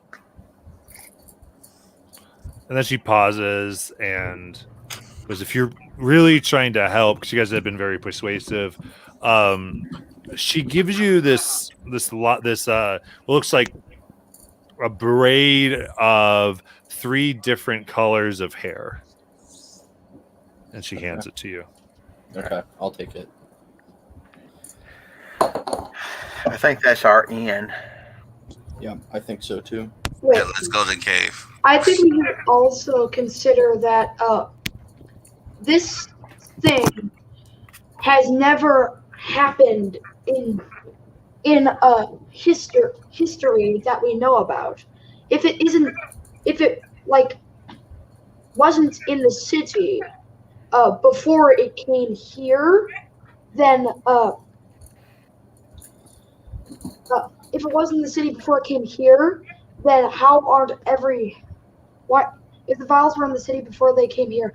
How didn't everyone in the city already have it? Well, the city, I'm pretty sure, is the fallen magocracy where everybody's dead already, and this is from robbing essentially that fallen civilization. What I mean is, Well, thousands of years ago. how does no one else in the world already have this sickness? Did it just appear in an antique shop if it's not a relic from an ancient civilization? How could it be a relic from an ancient civilization and then somehow show up in an antique shop? Because the first guy that died to the disease was an adventurer, and his main And he source was of there. income was dungeon diving for these artifacts in Isocross. Oh, So I mean, and we don't know that others like it haven't been found and taken by others to different, parts of the world. I mean, Isocross seems to be a hot topic for everybody on the continent. So okay. I mean, we don't know that there haven't been other situations like this. I think then we should put the vials back into the ruins with like heavy gloves or something. So you want to return the items. Yeah, because if no one in history has ever had this before, then all this time it was in the ruins and the vials were safe there, not harming anyone else.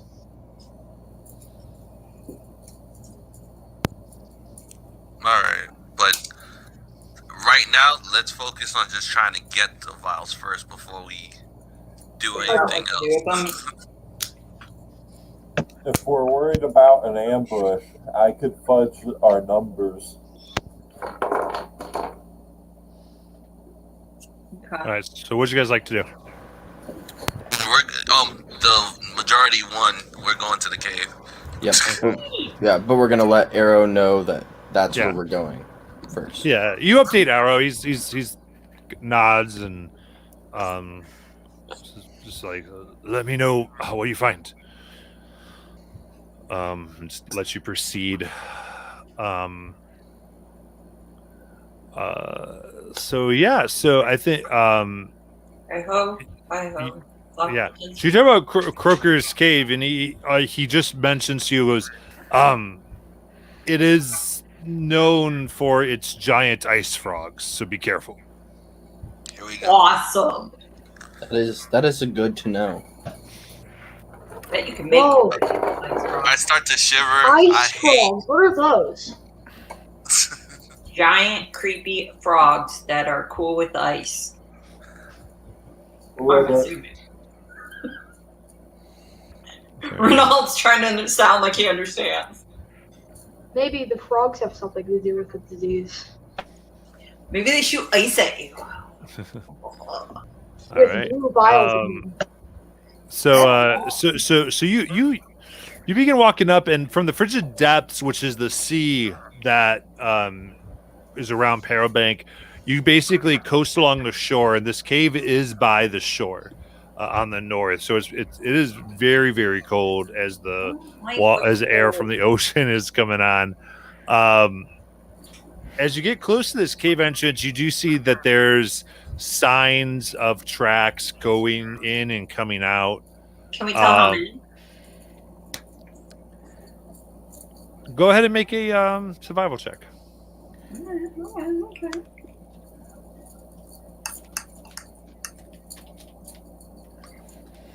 I got no clue. 10. do we want to scout out before?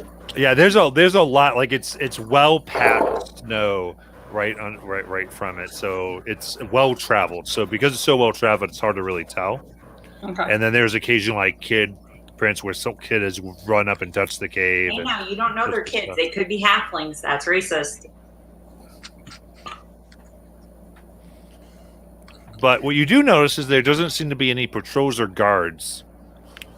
But there is this plume of smoke that's rising from the ground, like beyond the cave entrance. I think they're home. So how far are we from what appears to be the cave entrance? I would say at this point, you're probably about 40 feet away. Okay. Is anyone particularly sneaky like? I think we have one or two party members, maybe, but I think that maybe we should call out to see if we can get Julie's sister. Julie? Huli? Yes, Huli. See if we can get her out. But maybe we set a little ambush of our own in case things go poorly.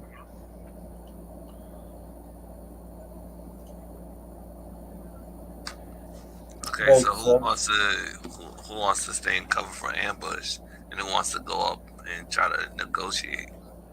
I can cover at least 3 of us, maybe 4. I'm pretty good at hiding, but not sure I'm really good in an actual fight.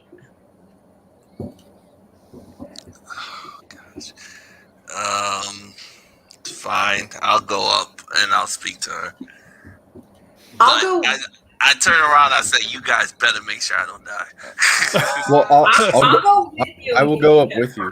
I have the locks of hair. So we could. If I had 10 minutes, I could cast and create a little friend that can be invisible, that could maybe walk up and maybe give us sight of what's ahead of us in the cave. Oh yes, please. Yes, please. Okay, so I'm gonna cast Find Familiar, and it's going to be invisible. It has a movement of 40 feet, and it has dark vision up to 120 feet, and its passive perception is 10. So I'll send it up to the what I think is the cave entrance. Mhm. And Yeah, this entrance is like covered with almost like stalactite size, like large things of icicles. Have been there for a long time. You too? So yeah, so you allow your vision to flow through your familiar. You lose sight of where you are, and I'm built low to the ground, so I don't really shake too much. I'm going to cast Minor Illusion to conceal them again. Okay, so it looks like a bunch of snow piles. Yeah. I'm gonna hide behind the Goliaths. Yeah, so I'd say looks in, and the entrance is about, I'm gonna say about 10 feet wide, goes 10 feet, and it sees about 25 foot across, like of water. I can't tell how deep it is. Just again, she's in gray, so just kind of sees this liquid. I would say, do you want it to swim across? What do you want it to do? It's right now. It's at its maximum distance from me, right? So 40 feet, or is that just the speed? How far can I send it? Find Familiar is a few hundred feet, actually.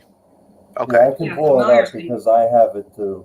Yeah. So would y'all like me to send him in? Can familiars carry anything like a stone? Depending, generally, yeah, but they don't have much strength. Yeah. Okay. Can I like then take a stone and make it? I have magic tinkering. I want to imbue the stone with like the sounds of footsteps. Okay. That way, like maybe we can make them think that we're somewhere else in the cave. If the familiar can carry it in and put it down. Okay, sure. So I think you take pieces of your armor and you kind of attach so that they kind of hit the stone like in different like rhythms to kind of make this echoing footsteps. Okay. That this creature carries. Yeah, and it's 6 seconds, and it'll keep going. So y'all, I'm sending it further in. Yeah, send it as far as you can. Give us a layout of the cave if you can. I believe it's 100 feet for Find Familiar. Okay, 100 feet. Okay. So it goes through there, and then give me 1 second. So okay, so you say it begins swimming across there of this like is this pool is just kind of and I'll say that what's its AC? 13. 13. And what's its HP? 7. I don't like that. Okay, so I'd say you see that there's this large gray forearm. It's really hard to tell, but you see this kind of this toothless maw comes out and just boom bites this thing. Kind of from its movement across the water, even though it's invisible, it's making vibrations in the water, and your vision snaps back as it's gone. Okay. Did it drop my stone in the water? Yeah. So it's like, so now it's within. Now it just sounds like they're walking on the bottom of the. Yeah, though I'd say before that happened, you did see that there was like a plank of wood nearby. Plank over, no swimming. I'm gonna die today. So I'll relay what I saw. Okay. Do we want to go in? I'm gonna make another one of those stones really quickly, just in case we need to toss it down a hallway. Yeah, let's go in. And quietly. Hey, Artificer. We can try quiet. Hey, Artificer. Yeah. Want to see a magic trick? If you disappear again, I'm gonna punch you when I see you next. I cast invisibility on Reynard, and then I vanish, leaving behind only a ring. That's pretty cool. Not gonna lie. We have to go for some You frogs. should pick up the ring. Wait a minute, how long am I invisible for? An hour. Oh, cool. All right. So you see Renard vanish, and this ring kind of gets picked up, and it also vanishes. I will go first, I guess. Yeah, I'm behind you. I'll be I will- behind you. You don't know where I am. I will attempt to stealth. All right. Make a stealth check.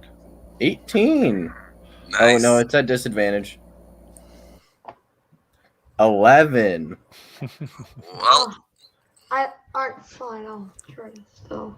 Yeah. So here it's dimly lit here by the day because it's right at the entrance, and there's this slow dripping of water that falls from some actual stalactites, not just the ice ones, down into this murky pool that's filling the rough tunnel ahead. Again, it sounds like 20 feet across. And as you're listening, every few moments you hear like a loud croaking sound, or a few of them coming from deep within. Okay.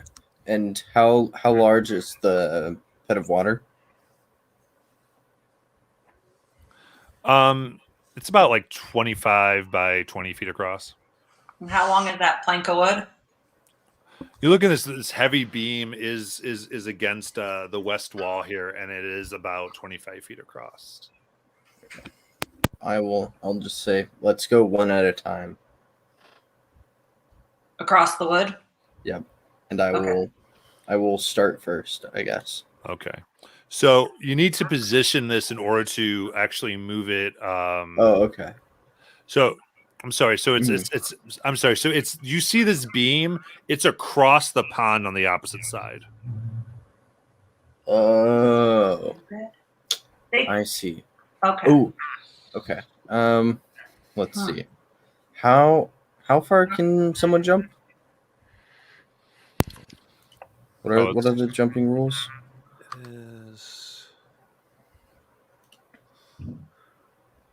I guess your strength score in feet if you're running. Strength score. Mhm. Okay, so not the modifier. The score. Right, your actual score in feet if you're running, I believe. And it's about 20 feet across. 25. 25. I can almost make it, but not quite. What if we chopped you? Well, I also have a grappling hook. So maybe we can grapple the plank That work. on one end and sort of drag it over. Or if someone could get me 5 feet out into the water, or 6 feet out on a platform, then I could jump. But I don't know about that.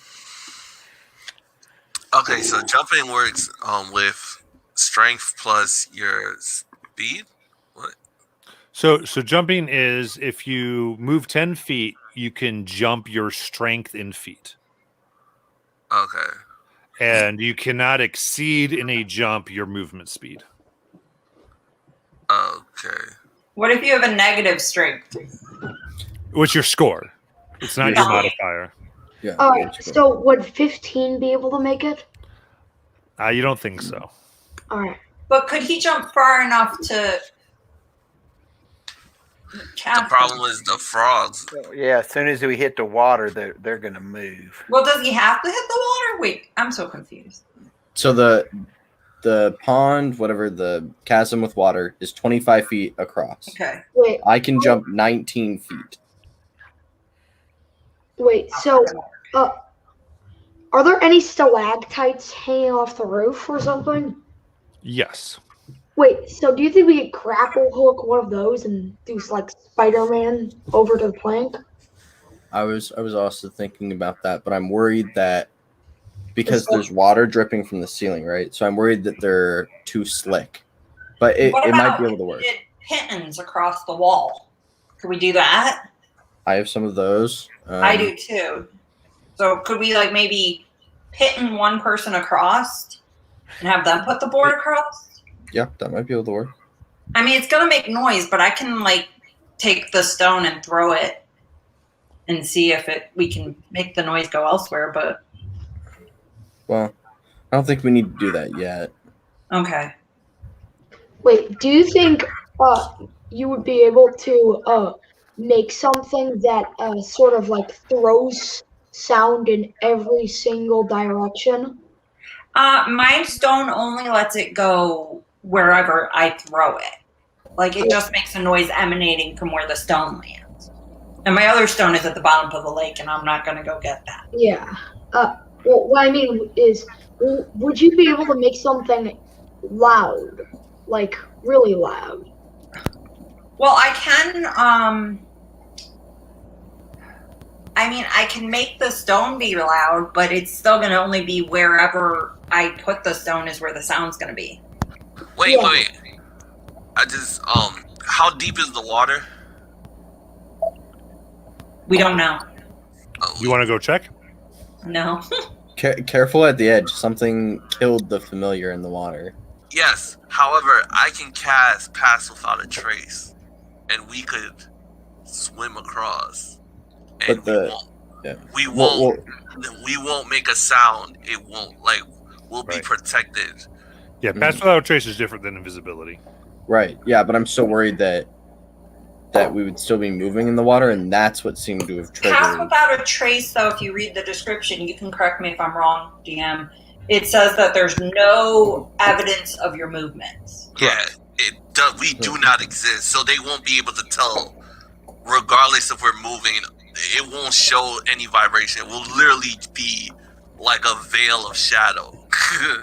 That could work. I'm worried that the water That's so far the best option I've heard. Yeah, I'm worried that the water is too cold for the rest of you. Shit. Right, because we're in the northern mountains, and it is cold here. I don't think I'll be bothered by it too much, because I'm never really bothered by the cold, ever. But okay, then I could cast Pass Without Trace, and you'll take it, and then you get across with the grappling hook, and then we'll just pull the plank back. As long as one of us can go, it's still viable. okay, yeah, we could do that. I'll just need 10 minutes to take off my armor and then put it back on. Wait, you have disadvantage because of your armor? I'm wearing heavy metal armor. Okay. And I do not plan on swimming. Hang on. How would I share an infusion, Matt? I think you can only do infusions after short rests, right? No, I can change infusions, like change which ones I'm using. Oh, but you can give infusion by touch. I can do an infusion by touch, yes? Mm-hmm. How do I share it? I don't think you can. I think you just mark it. So what are you trying to give the... Here, I will... Oh, nope, I don't want to do that. Hold on. So, can I do a perception check on the stalactites? Because I was thinking that maybe the water dripping from the top had something to do with, like, a crack in the ceiling and not, like, the stalactites themselves. Yeah, I mean, make a perception check. It doesn't say an interior map, but I know it is true that this does give you, if you have a disadvantage on your armor, it'll give you, I think it'll, no wait, does that do that? Hold on. Ignore me, you guys go on. I'm going to mute myself and try to figure something out. So I got 19 and with dark vision. Nice, Sure. Nice. So... I would say with a 19, you see the water has to do more with just like the condensation and snow melting and slowly coming through some cracks in the ceiling. It looks fairly sturdy. So, like, if I was able to grapple one of the stalactites, would I be able to swing over without slipping down? I think that with that, you get that it might be hard to get the grip, but if you got a grip, you got a grip. But it might be a little harder to get the grip than a perfectly dry surface. Okay. Well, All right. So in other words, it's possible, but the DC is higher than a normal non-wet thing. We can give it a try. I'm not opposed Yeah. to it. But I don't want Okay, to die. Before you do that, I'm gonna use 2 key points and cast Pass Without a Trace. Everyone's gonna start get around me. I'm gonna cast it, and once I start casting it, you guys could go have fun and try to figure out how to get across. Okay. All right. So Path Without Trace lasts as long as they're within 30 feet. Yep. So I Okay, would but across, yeah. But the distance is 30 feet from us, right? right. So you have to get to the edge, is what I'm saying. So Okay, so I walk to the edge. I'm like right there at the edge. Everyone surrounds me. I cast Pass Without a Trace, and then I'm like, all right, guys, have fun. And I look at Goth and I say, good luck. So the ceiling is wet. Yeah. Mhm. How does it work with spider climb? I would say that's unhindered. Alrighty, I just walk up the ceiling and. Aren't you in a ring, sir? That's on the finger of Renard. I'll leave as a bonus action. Okay. And then walk over the ceiling and to the other side. Okay, so you see Renard pop out and just walk across the ceiling. Make a stealth check for me. Add 10 for Pass Without a Trace. Alrighty. Let's see if I die. Rolling a physical die, I got a 19. Thank you for that plus 10. You are welcome. Yeah, so yeah, you kind of climb and kind of just put your fingers on the stalactites and just naturally move across the ceiling. I would say you guys watch this. It's extremely creepy. His body bends in just unnatural ways, and kind of crawls across. There's even kind of like this like snapping sound from Creed's bones as it's like moving in order to get across, and then it lands. So now you have this plank, so you're gonna try to put this plank across. Yes. All right, just make a strength check. Oh no. Wait, I could grapple it, and then like you could try it together. Where Okay, so you'd like to try to do you want to do a grappling hook? Is that what you'd like to try to do? yeah, like grapple it on one side, he grabs it from the other, and I pull it in or something. So Maybe we could toss him a rope and he can tie the rope to the end that we're trying to pull across, and we can help him that way. That makes sense to me. Right? Okay. Is that what you were going for? Yeah, basically. Okay. Okay, cool. I'll say yeah, you get the rope across pretty easily. Like you guys are adventurers, it's rope. It's just 25 feet. I'm not gonna make you roll for that. So I'll tell you what, give me a quick Creed, give me a quick sleight of hand check on tying the knot correctly. Oh no. Oh my god. What'd you get? It turns out that Creed, in fact, does not know how to tie a knot. I got a 7. 7. Yeah. You guys just watching Creed there trying to get this knot going, and it's not working for him. Able to slip through stalactites with ease and not being able to tie a knot. So yeah, just kind of like I would say before, you guys even kind of give it a tug to see, oh, does that work? And it just kind of pulls off a little bit. Well, let's try it again. If you try to do the knot again, it's just a higher DC now. There's a 14. A 14 will do it. So yeah, the knot is tied pretty well. All right, so I'd say with this then, it's still going to be mostly on Creed for the strength on this because the pushing's the big deal here. But Creed will have advantage. All right, that's cool. Good. Oh, thank goodness. 17. 17. Okay, I'd say with this, it gets across.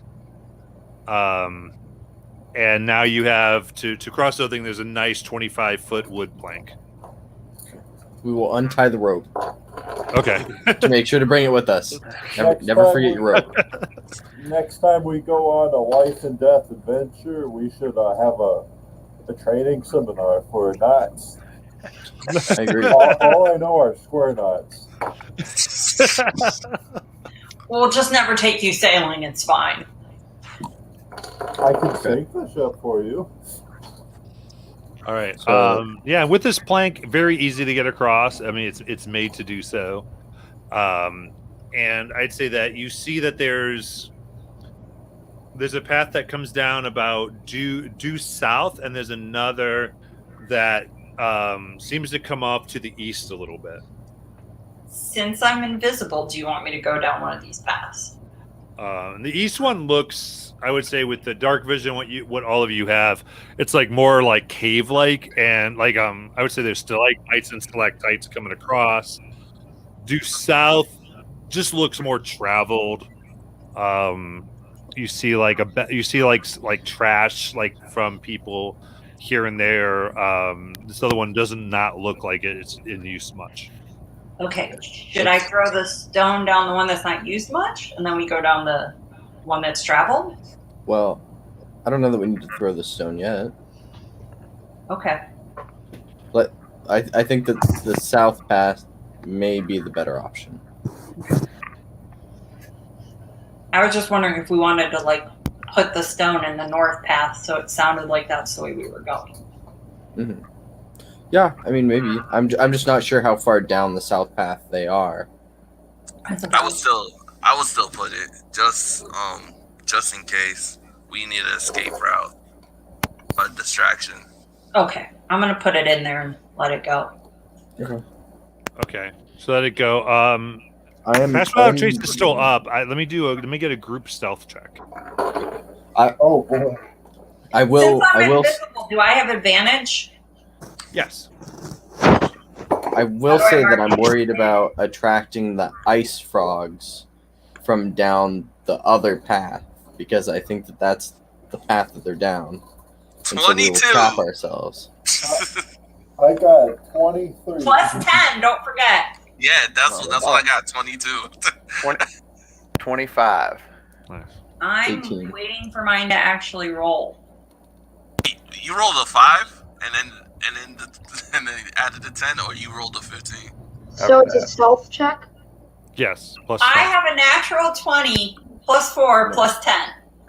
I'm literally invisible. 34. Nice. My 14. familiar didn't die a terrible 14. death. Should they roll stealth too? You're good.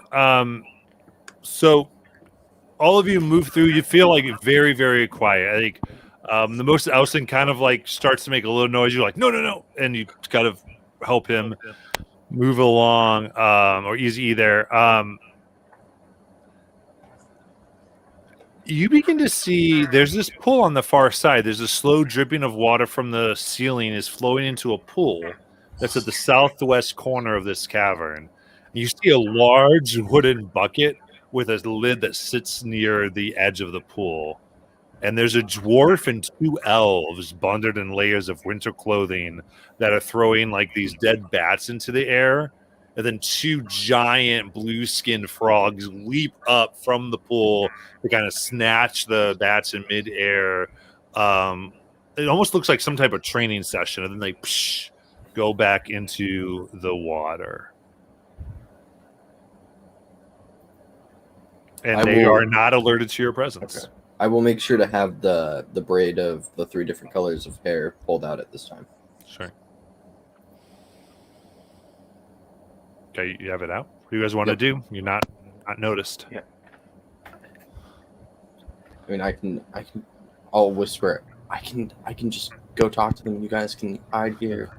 Yeah, I would say that what you can see as well is that there's a path past the pool on the eastern side of this cave that leads deeper in.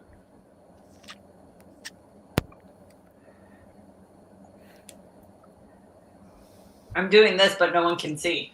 Yeah, you're invisible. No one, literally. I think that if we do approach these people, we should do it, like, not stealthily. Like, make sure to sort of, in a way, announce our presence so they don't feel like we're trying to sneak in. Who wants to be the spokesperson? Oh, I can do it since I have the braid of 3 hairs yeah. that was given to us. I poke you in the shoulder, and now you have a purple aura around you. And I duck away. You have sanctuary. Oh, nice. Okay, so I'll walk to the edge of the 30 feet, and then I will stand up and walk forward, I guess. Okay. So you kind of stop stealthy and allow them to see you. What do you say anything to announce yourself, or are you going to wait for them to react?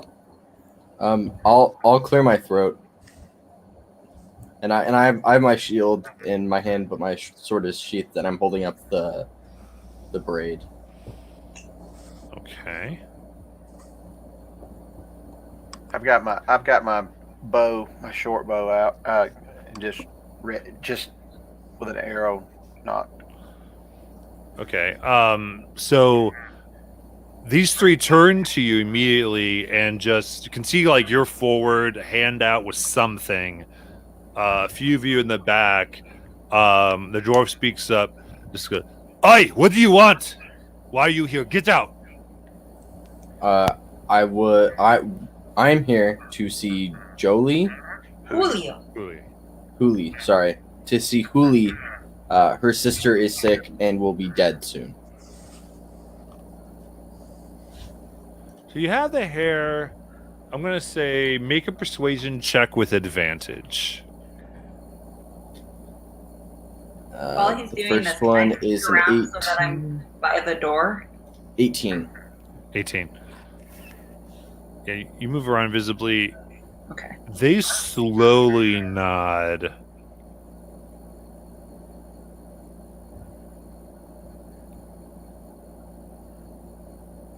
Hand over your weapons.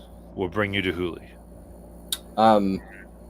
I can set down my weapon and she can come here, but I saw the frogs and I'm not going any closer. I don't mean anybody any harm, but I'm not joking. She will be dead soon. You can see they stiffen up, grip their weapons tightly. They're not liking this. She can't come here. You have to go to her if you want to see her. Is she also sick? Covered in blue veins? Shivering despite warmth? They slowly nod. Yes, her sister also has that. Then set down your weapons, and we'll let you see her. And they look at all of you who aren't invisible. I don't know that we can do that without assurances. And what assurances do you want? Well, if we don't have weapons and you do you see where the problem is? Yeah, and I see the problem that you have weapons and you came into our place. Yes. So if you want to help and that is what you want, then there's no problem.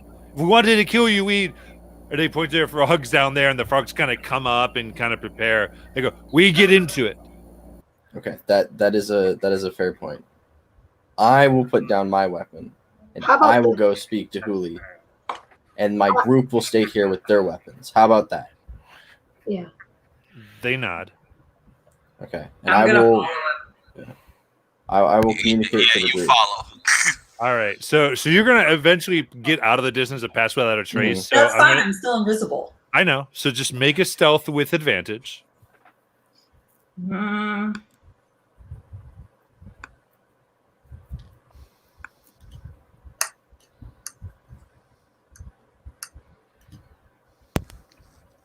$30-20. Okay. I think that was my highest, right? Yeah. So Gothak, they and Renard, you follow. The rest of you, is everyone else staying behind? No, I'm gonna go with them. Okay. So I'll they say- point and they go weapons down. Okay, I'll set my weapons in my pack by the group. So Okay. if anything happens, just yell and we'll come in. Okay. So well, Cyrus, are you putting your weapons down? My fists are my weapons. He doesn't have any weapons. He is the Well, weapon. they look. So do you, any weapons you have are going to have to go down for them. Like if you have bow staff or anything. I give Avis my short sword and dagger, and I say, "Do not let them get this," and I leave. Okay, yeah, the dagger itself, absolutely. Do y'all want me to stay back, or you want me to go with you? I think you should stay back. I don't think that we need everybody. I think that it's better to. Leave someone with the weapons and with Yeah. their weapons just in case something does happen. Mm-hmm. Okay. Yeah, so kind of captive here.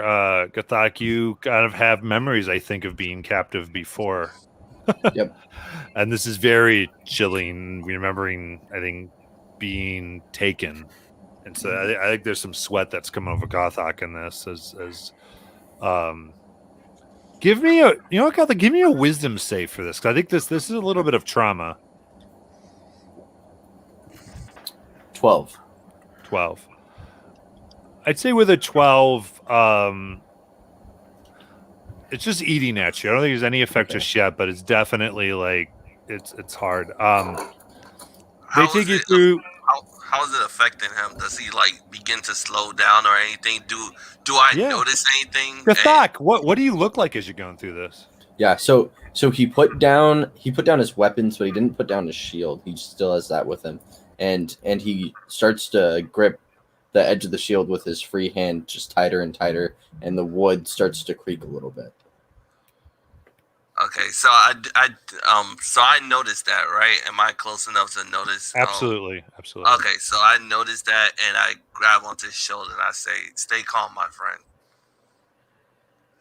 Okay. He'll just nod and continue forward. Very good. So they lead you, Pat, into a bigger room. You see, like, around a fire, there's like 14 bedrolls. There's various things out. They lead you past that room, and you kind of turn to head north. And there is another larger pool than the entryway. And they make these like sounds with their mouths, and they throw some dead bats that they had carried with them over. And you see this monstrous frog about 20 feet tall come up and like eat it and go and kind of turn, and they get on and they motion for you to get on as well. Okay. I'll get on. All right. Renard, are you getting on? Yeah. Not liking it, but yeah. Okay. And you guys get the stealth check. So you guys get on, and it kind of moves across these 30 feet without anybody getting wet or frigid. And you get off. And you continue north. And again, it's not too far out. And as you start to enter into this area, a warm rush of heat, it comes from a massive fire that's burning in the center of this massive cavern. The smoke is venting up through a very narrow stone chimney that seems to have been carved in, and it illuminates a rough painting of a 5-headed dragon that dominates the north wall.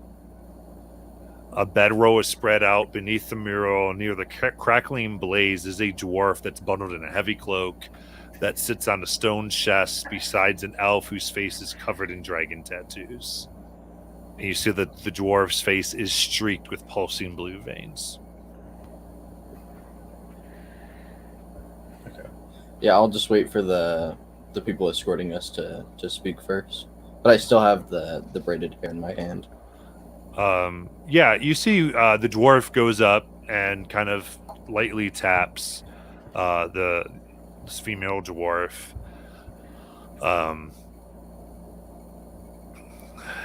and starts whispering to her. And she turns, spots the hair in your hand.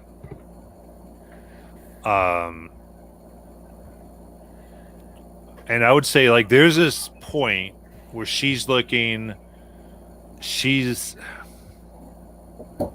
I would say there's this face of desperation, and you're not sure what she's going to do, if she's going to accept you or not. So right now, I'd say make a persuasion check with advantage. Okay. Like, this is just like if she locks eyes with you to convince that you really are here to help. A natural 1 and then a natural 20. Oh, nice. Nice. That was rough. Advantage clutch. Is that air?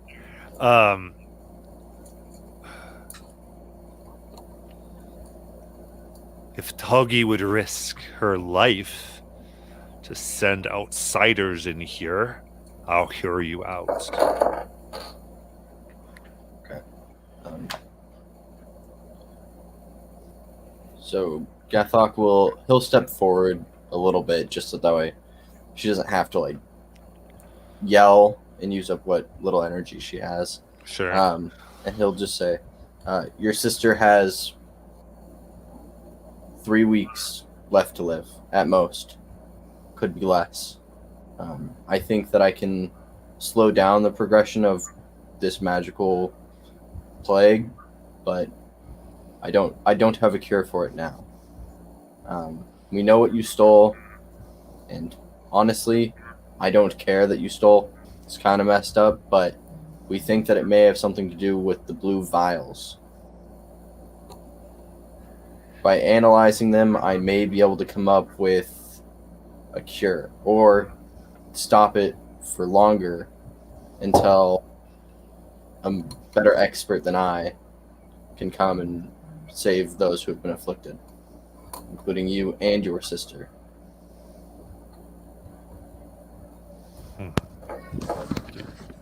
It also could be in the statues. We're not really sure. She nods. What do you want to know? Well, I would like to know if you were the only one that touched the vials, if anybody drank them, where they're being stored, how they're being stored, any weirdness to them. What's the fluid like? Is it viscous? Is it shiny? Do you know what it is? She nods. She goes, I've heard rumors of this. I investigated after I succumbed to it. It's known, the explorers to Eisercross call it the frigid woe. I just know that it eventually turns those who have it to ice. I thought that it might have been caused by one of the blue vials, but the one I had was cracked. And it had the blue color. The vial is not blue. What inside of it is. Right. It's this powder, very fine. This dust clings to the inside. And I've been trying to get to Shady Creek Run, so maybe I could trade the goods that Tugi got for a cure. Okay. Where is the vial with the blue powder? Is it being stored away from people? Is someone holding it? She pauses. Says, the good one I have.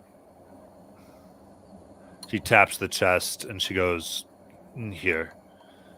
The other, I sold. 2? Human merchant who's staying at the inn in Palebank. Irvin Lila.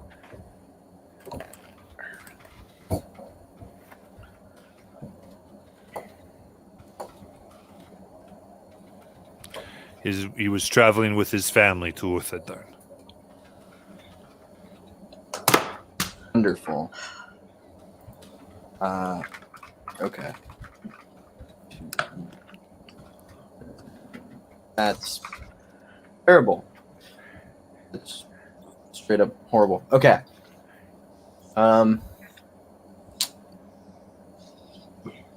Okay. Let's see. Cyrus, do you want to go back and tell the group this information? While I stay and use the vial that we have to find out a way to stop or lessen the effects of the frigid woe. Because we need to find this merchant and his family, especially before they get to Uthadern. But I'm not sure what we need to do, because we can split up or we can stay together, but either way it needs to happen. Hopefully they're still at the inn, and hopefully they're not all dead. Especially, the family, the children, and yeah. But I think we need to come up with a countermeasure for it if it's gotten to Uthadern already, because it could be. This was weeks ago.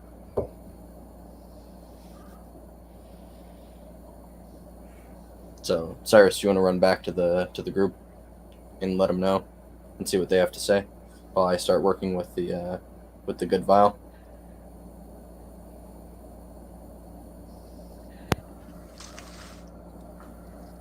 I don't like it.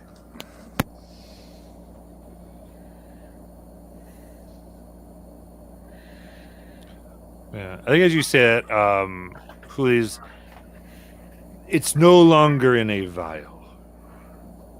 I have it as a trap on this chest.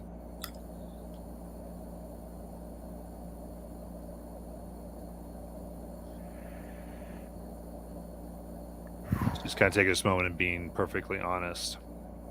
Yeah, and Gathok is just rubbing his temples, and it's like, stupid people do stupid things because they're stupid and they never learn, and they're stupid people, and stupid people do stupid things. Just want you to know, you can't see it, but Ronaldo's losing it. And it's okay, because they are just stupid people, and they can kill everybody in Uthadern because they are stupid people. Okay. Can you disarm the trap so I can examine the blue powder? And or where are the statues? Because we still don't know for sure that it's the blue powder, although it's looking way more likely. I suspect it's the powder. The statues are in this box. I can disarm it, but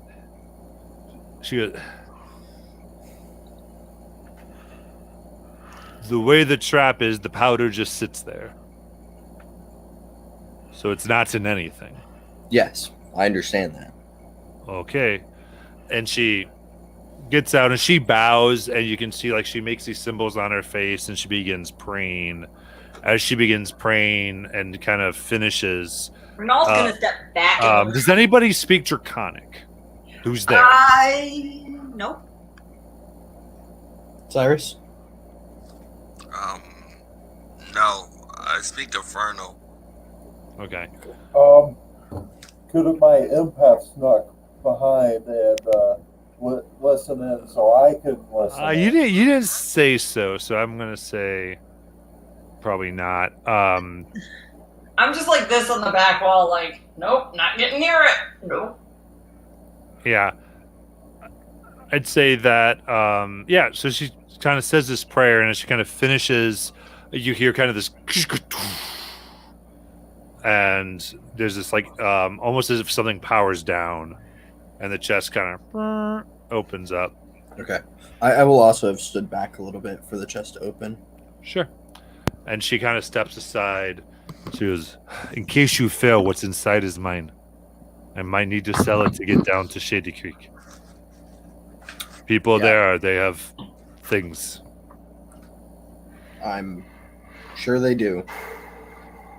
So, Gathok will take out his little travel alchemist set, take out a couple of vials, and he will put on his alchemist gloves. Not that they're going to help much. And then he will, take out his little scooper, his metal scooper, and scoop some of the powder into 3 different vials and just start testing to figure out what it is, and based off of his medicine check earlier, if he has a way to stop it. And he'll also put on a mask, just some cloth over his face, over his nose. We'll do 2 things here. I'll say you got the tool. Well, yeah. So I guess you can do because you're proficient in alchemist tools. Yep. Okay. So yeah. So do a dex tool proficiency then. Okay. Let's do.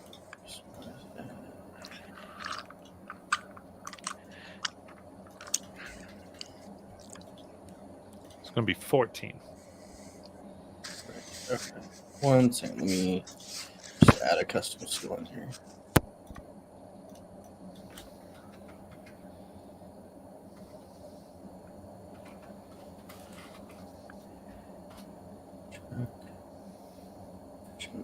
Dex. Okay. 13. 13. You take this. I would say you get 1 vial, 2 vial. As you're doing the 3rd, there's just kind of a little bit of a shaking, and as you just get it in, the vial falls and cracks, and the dust spurts up. Okay. Just around me. Around you in about a 5-foot radius from you. And you were kind of by yourself. Everyone had backed up. Yeah. Right. So it is just you. I will say we're going to give you Constitution with advantage because you had your Constitution saving throw with advantage because you were taking precautions and kind of being ready for this. Okay. Try not to turn into a snowman. The frozen heart. Ooh, 22. 19 22. plus 3. Yeah, so it goes up, and you back up, and everyone backs up from you, and it fades down.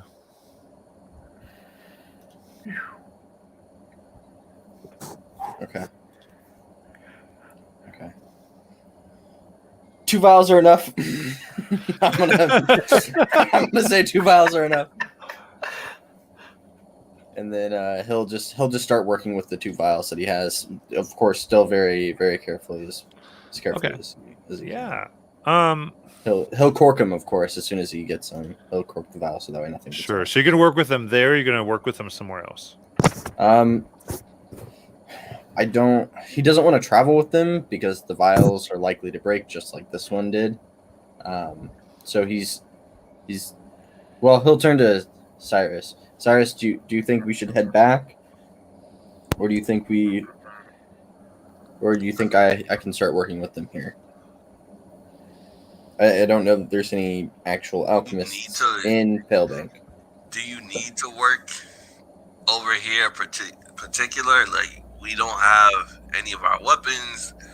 I don't necessarily trust that, they'll let you leave after you cure them. So I'd rather we go our separate ways and we return. Well, I mean, they're not really in a great position to stop me, and even if they wanted to, if they did, then Huli's sister would die. So, your decision. If you want to stay and help, Yeah. DM, I got your back.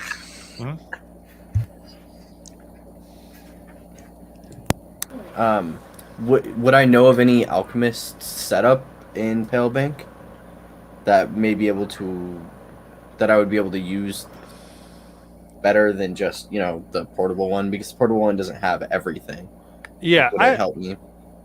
I mean, you do not know much about the area, but you would think that even just getting a more sanitary, where there's actual tables, would probably give you a better chance of success than like a stone uneven floor to set your stuff on. Okay. So Cyrus, yeah, let's head back. I'll turn to Huli though, and I'll say, give me about a week. That's how long I was expecting to take to come up with a temporary cure without this. But give me a week. Hopefully, I will have something by then. If I need more, I will come back. But don't go anywhere.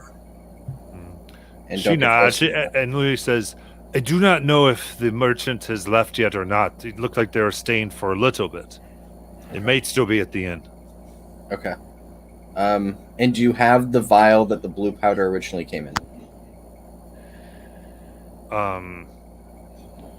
She kind of looks, and everyone kind of looks towards the file, and you see that like the fire, and you see that there's this vial that has like blood all over it, as though they've been doing some type of ritual on it.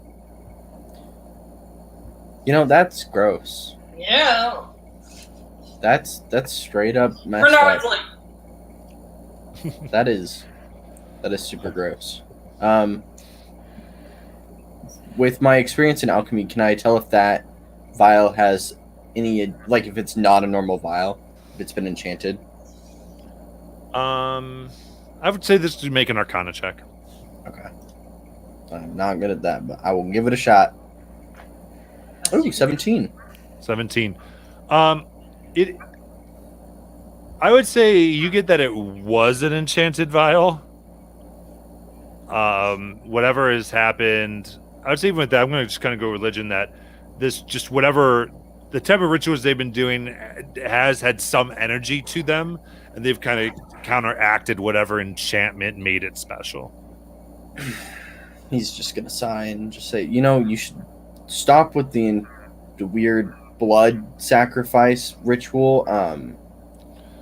Forever. And you kind of recognize that these are rituals. I think between Five and Jacob, these are like to Tiamat, a betrayer god. Right. Yeah. This You're seems like some bad mumbo jumbo. So just putting that out there, and then he'll just start to walk back. All right, let's go. I have a week. Okay. how much longer do I have invisibility? You get it for an hour, so you're fine. Okay. This has not been an hour. I was just hoping it wouldn't like drop while I was on the frog no. or something. No, you guys get back, and you're able to get back together. I mean, this is very. You've kind of made the deal, and they've believed you. You've succeeded the check, so you are back. Where to next? Guess we return to Pale Bank and go to the inn and find Arrow and the merchant family. Yeah. Okay. So I'm gonna say with this, we're gonna take a 10-minute break. So anyone can use the restroom if they so desire, and just kind of whatever. And so that will put us back here at 11:30. Everyone good with that? Yep. All No right. problem. Okay. See you guys in 10 minutes. Whoa.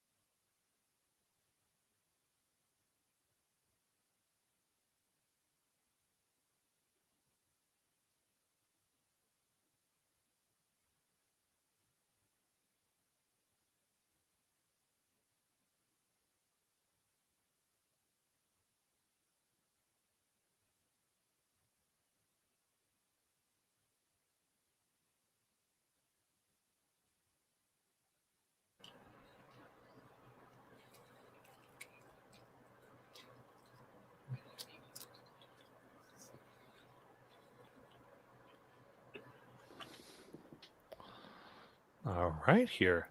So, as everyone logs back in, just let me know. Am I still invisible? The whole way back, I'm just gonna randomly tap people and run. Wait to see if any of them can catch me. Do it.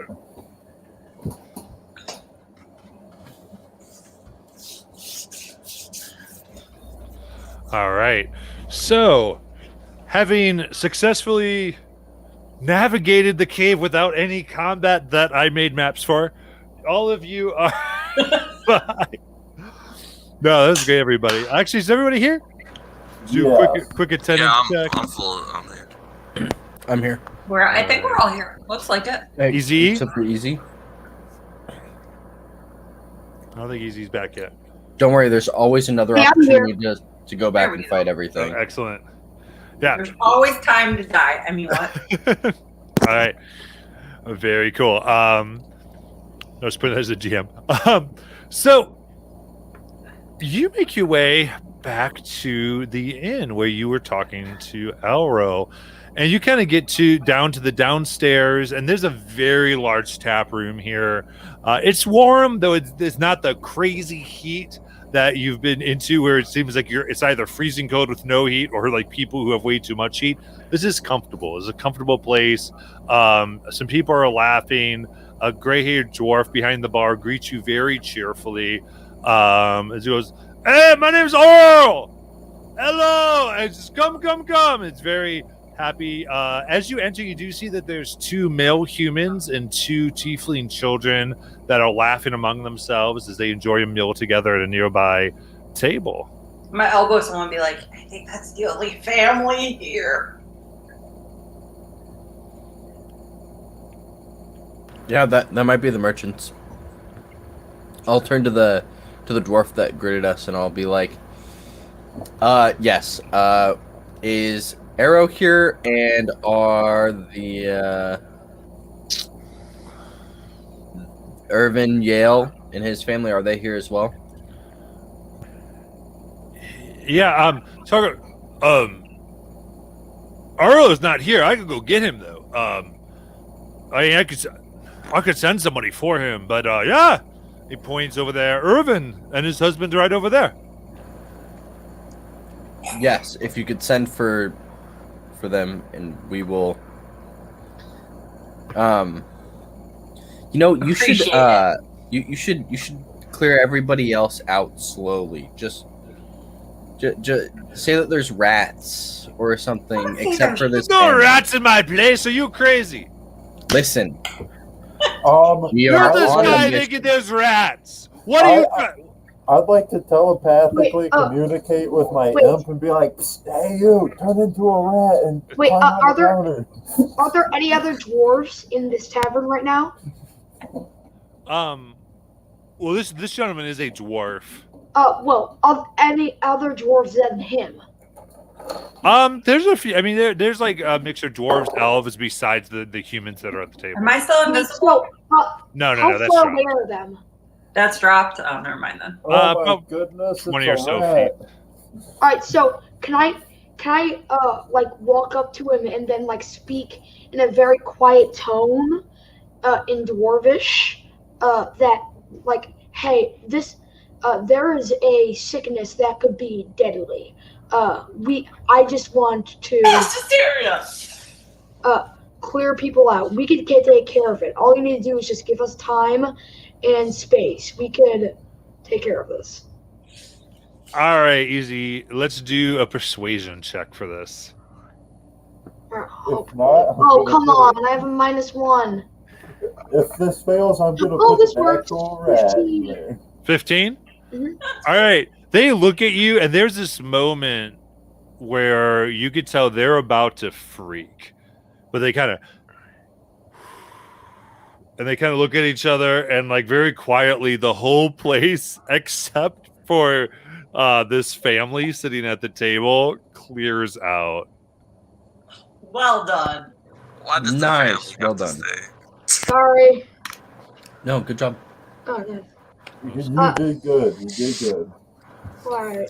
Yeah, that was a check. That was a hysteria check right there, but it was Nice. good. Good job.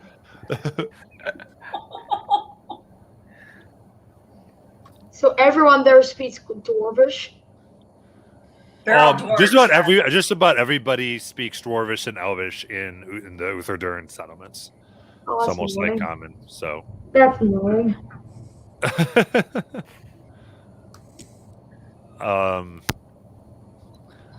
Yeah. What do you guys want to do? So, We're just gonna walk My- up to the family. yeah, am I approaching them? Are we approaching them? I think that we should stay back a little bit. We don't know where the powder is. Too late. I just start I'm gonna stay walking back. up. I'm gonna stay back by the door Terminate the and family not and let move anybody forward. else in. I'm gonna do a pratfall. Oh, I'm talking? That's a bad idea. Yeah, I'm gonna just lie on the ground and let you talk. I can talk. I don't mind. I was gonna walk up. I thought everyone was following me. I just turned around like, But I'm coming with you. Yeah. oh, okay, cool. Gathok is there too. I have bad charisma, but yay. All right. I have negative 1 charisma. Yeah, me too. So you see the one two gentleman looks around and kind of looks to see that everyone's gone and goes and looks at all of you kind of getting close. My name's Irvin. Come sit down with us. Come. And Oh, good, he's friendly. sit down. I said it way too loud too. They kind of look weirdly at you. Gathok. I run to the table and just say, "You guys need to leave immediately." No, they need to stay. But look at what? Did you guys buy a blue vial? A vial with blue things in it. Yeah, what he said. Yes, we. Okay. There was a lovely young dwarf woman who just needs some money to get back home and wanted to barter the vial, and we, I don't know how much we can sell it for, but Aeorian artifacts go for something. Did What? you come in contact with it whatsoever? We Did you touch the powdery stuff? I didn't touch any powder, but I mean, it does have this crack, and he starts to try to take it out. No, wait, hold up. Is it in your bag? Yes. Okay, I keep all my stuff with me. Did Nice. you come in contact with the powder whatsoever? I haven't opened it up. Yeah. no. Okay. That's Alright, good. good. Okay. Okay. Just keep it closed. Do we know if this Keep it is close ingested or and is never it contact? deal with that powder, with that vial. Just What do you want me to do? Okay. So here, let everybody take a deep breath. Okay. Release What's the breath. Okay. Your family needs to move away From the vial. Okay. from you and the vial. Just have them go off to the side with Okay, one of so- our friends. So he looks at the two tiefling children. He goes, "Honor, magic, go!" And they move through. And I go, "Fenton, go with them." And Fenton goes over, and Irvin goes the other direction. Okay. Gathok's going to turn to Irvin and say, "That blue vial seems to contain the disease known as the frigid woe. It will turn you to ice if you come in contact with it." Kind of So like I'm that gonna dude need- that's out there that's a I mean, all of us handled the vial. Yeah, Okay, so bring them so back that that's why you're all in here and not leaving. I need you to take the pouch off of your hip and gently place it on the ground. He's very, very conscious and absolutely listens to you, and slowly puts the pouch down. Okay. Now go stand with your family, and I will check you all out to see if you have the disease. Okay. Okay. Then I'm going to take a cloth and 2 bags that I have. Going to wrap. How long would it check him? How long would it take for him to check them out? If he's just looking for the blue veins and stuff, probably like a minute or so. I mean, you're just looking for the obvious outer signs. If I have an hour, I could make like a lead box that we could put it in. but Oh, I that's need a good an idea. hour. Okay, let's do that. We'll wait the hour, and I'll check them out. Okay. Make I'm a gonna use medicine my check. tinker's tools. Okay, I'm gonna sit down and just start being like. medicine check. Do I have advantage because I know what I'm looking for? Yes. Okay. Did the tavern owner, did he leave as well? He hasn't left, but he's way in the corner, like behind the bar. Okay. Okay, I'm So just that's gonna a move over. I'm gonna move over there and ask him, hey, set us up some drinks. Looks at you weirdly, but kind of is happy to be doing something, so he kind of does because he's keeping his mind off of the potentially deadly disease in his bar. Potion man. He gets like 5 ales going. While everyone's doing everything, I'm just gonna relax in the corner and take a short rest. Fair. Hey man, it Fair, works. fair enough. Fair enough. All right. So, what was the medicine check? 15. 15. You look them over, and I'd say you don't find any blue veins. Okay. Potion man.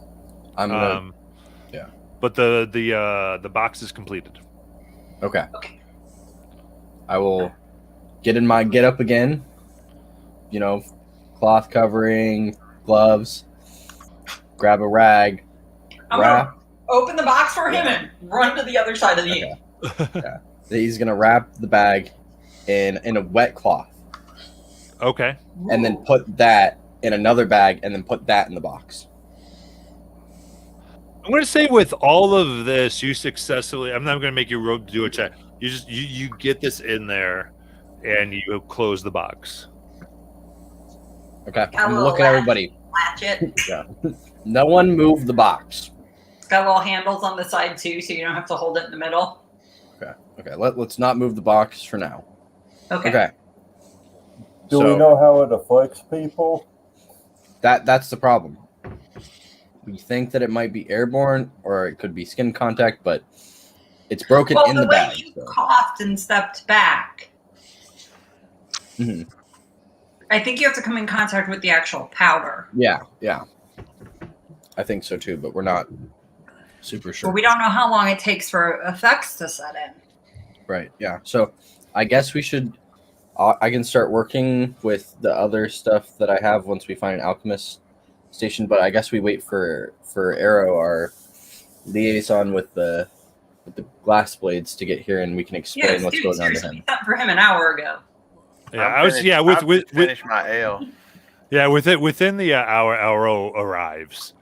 What do you have to report, or what do you have to report? All right. There's a Someone lot. else bring him up to speed.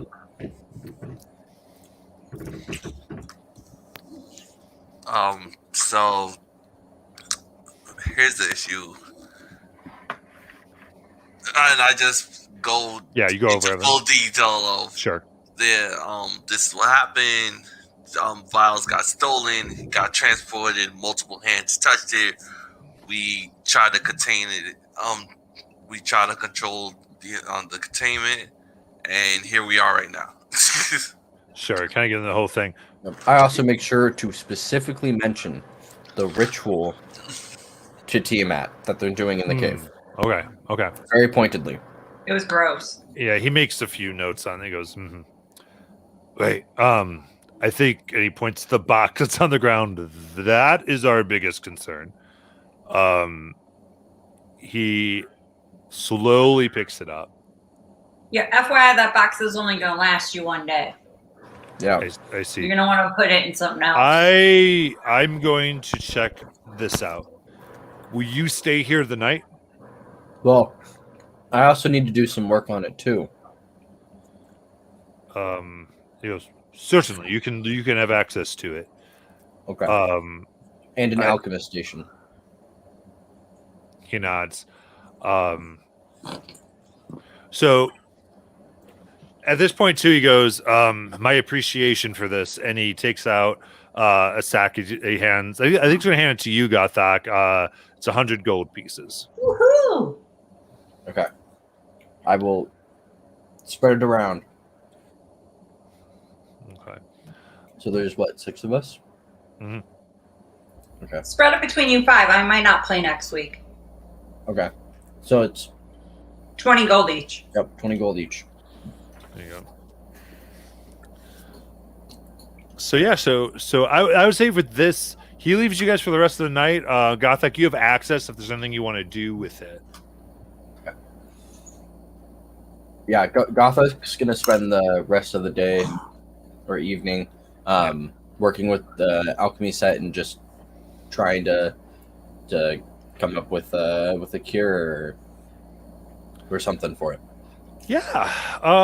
Yeah, give me an alchemist check. Okay. Does anybody want to help? I'll help. Okay. So I get advantage? Yeah. Yep, absolutely. Use my sleight of hand. I was about to say, Alright. I'll help. What kind of tools do you need? Cobbler, leatherworking, smith, thieves, tinkers? Oh man, those were so bad. The highest was an 8. With an 8, 'cause that's going to be a fair more than 5.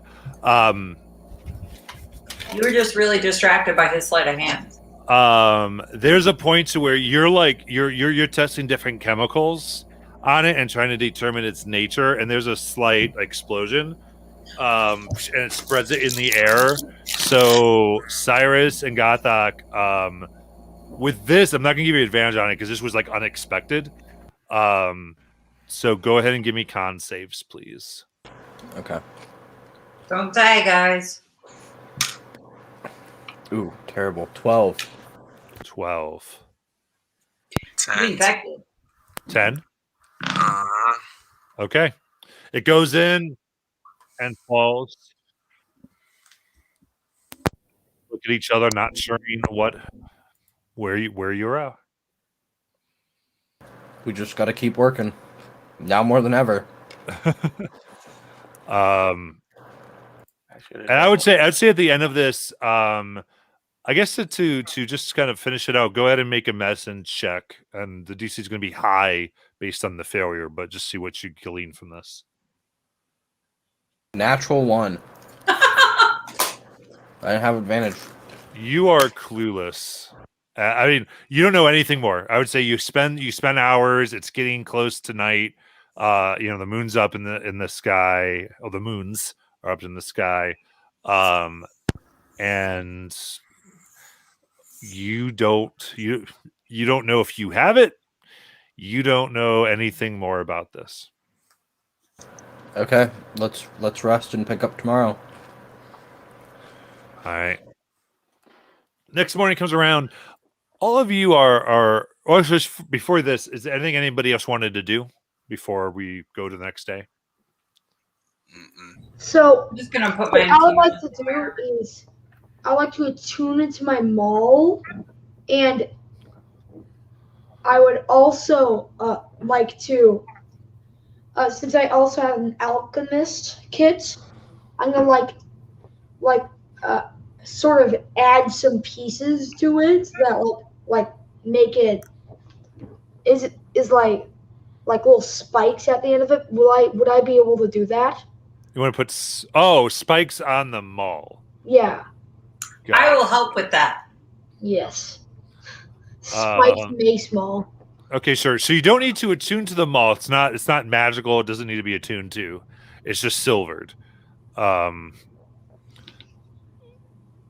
So yeah, go ahead and I would say that would be a smith check.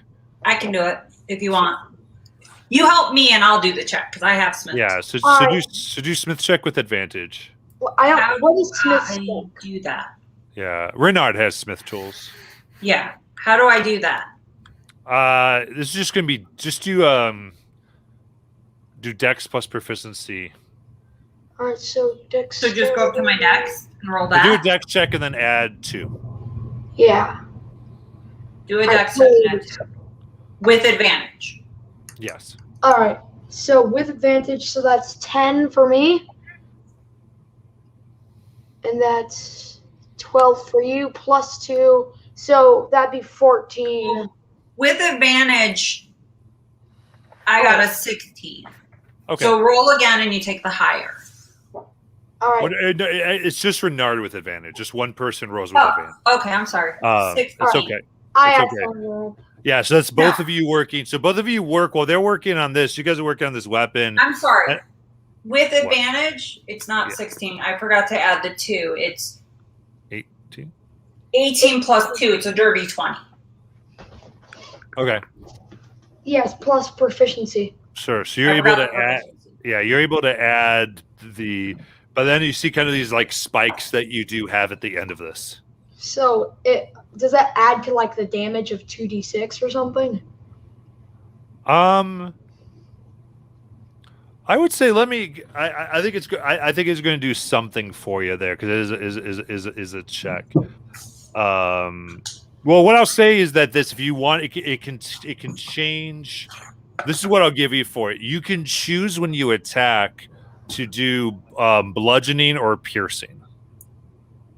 So we'll say one side is spiked, and you're able to say, I use spike side, I'm going to do piercing, or you can use the blunt side and do bludgeoning. So you can choose without having to equip another weapon.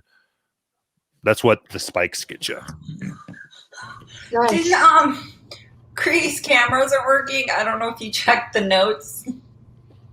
He'd like to use his disguise kit to make blue dye akin to the substance in the vial.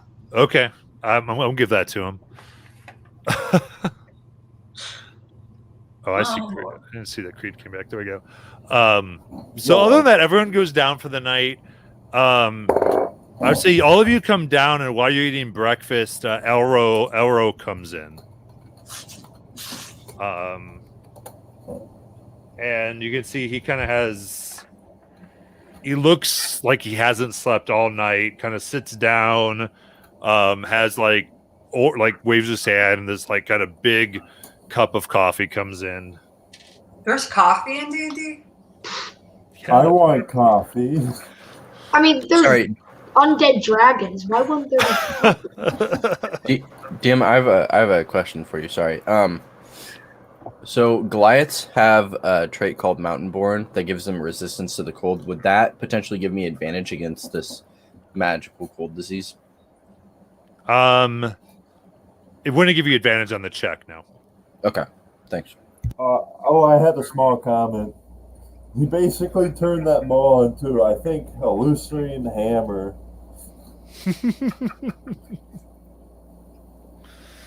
Very possibly.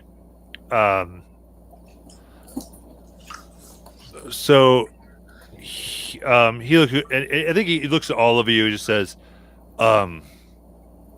we moved Irvin, Fenton, Honor, and Magic to another place just in case, and as of this morning, blue veins have appeared. Okay. Yeah, so it seems like there's some sort of incubation time before symptoms start to show, possibly about a week. Anyone else have blue veins? I would say you guys look around and no one seems to have any. Yeah. Auro talks. She goes, I was able to do some research. Ooh. And it is indeed called the Frigid Woe, as you said. It seems that from just after talking with a few people from the Cobalt Soul, it was made to kill gods. Anything that lives can contract it, even deities. Wonderful. That's horrifying news. Though they did make an antidote. Oh, good. Good. A milky substance that they stored in gold vials. But the only place I can imagine those would still be would be in Isaac Cross. right. I mentioned yet I hate the cold. Are there any records of what it might have contained? What would it contain? I'm not The sure. gold vials, the cure, what it was. Oh, made what out of? actually was? It goes, no. Much of that was destroyed. It's only what we really have is from starting things that have come back. Apparently, some vials of this have come to the mainland before. Some people have been cured by the cure that was found there, but nothing's around. And Hila goes, I've been authorized by the diarchy to offer you 200 gold to travel to Isercross, retrace the steps of Oregon, and come back with the cure. As he begins to, as he's telling us all this, I begin to feel a shiver down my throat, and I look at my arm and I see a blue vein, and I say, I think we have a problem.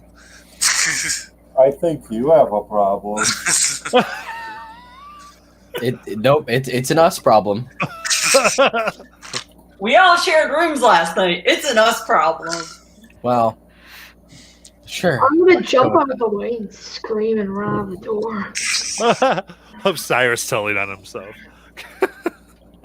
Did you inhale it? Was it skin contact? If we get to Isercross and we can find this cure, is there a way to mass produce it? Well, Yeah, I mean, depends. I We mean, won't maybe know we until we get get it. there. Yeah.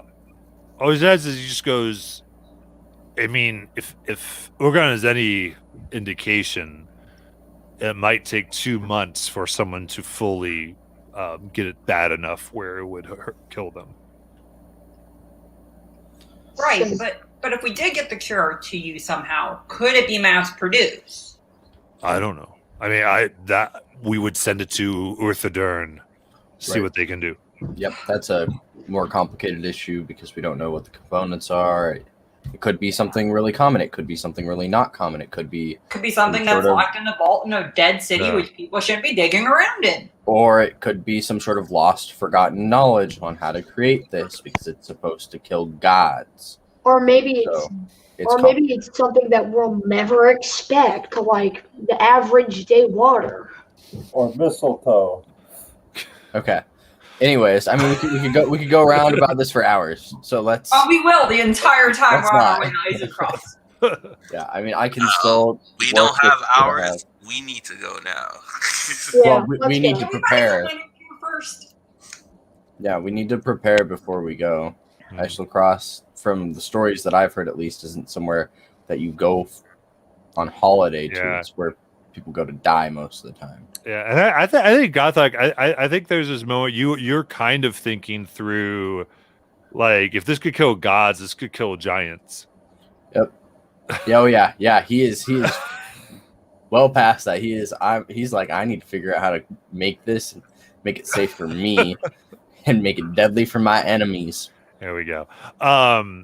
Maybe we could like create a slingshot with tiny compartments. I'm all for making it into any kind of weird weapon you would like. Just can we please go get a cure?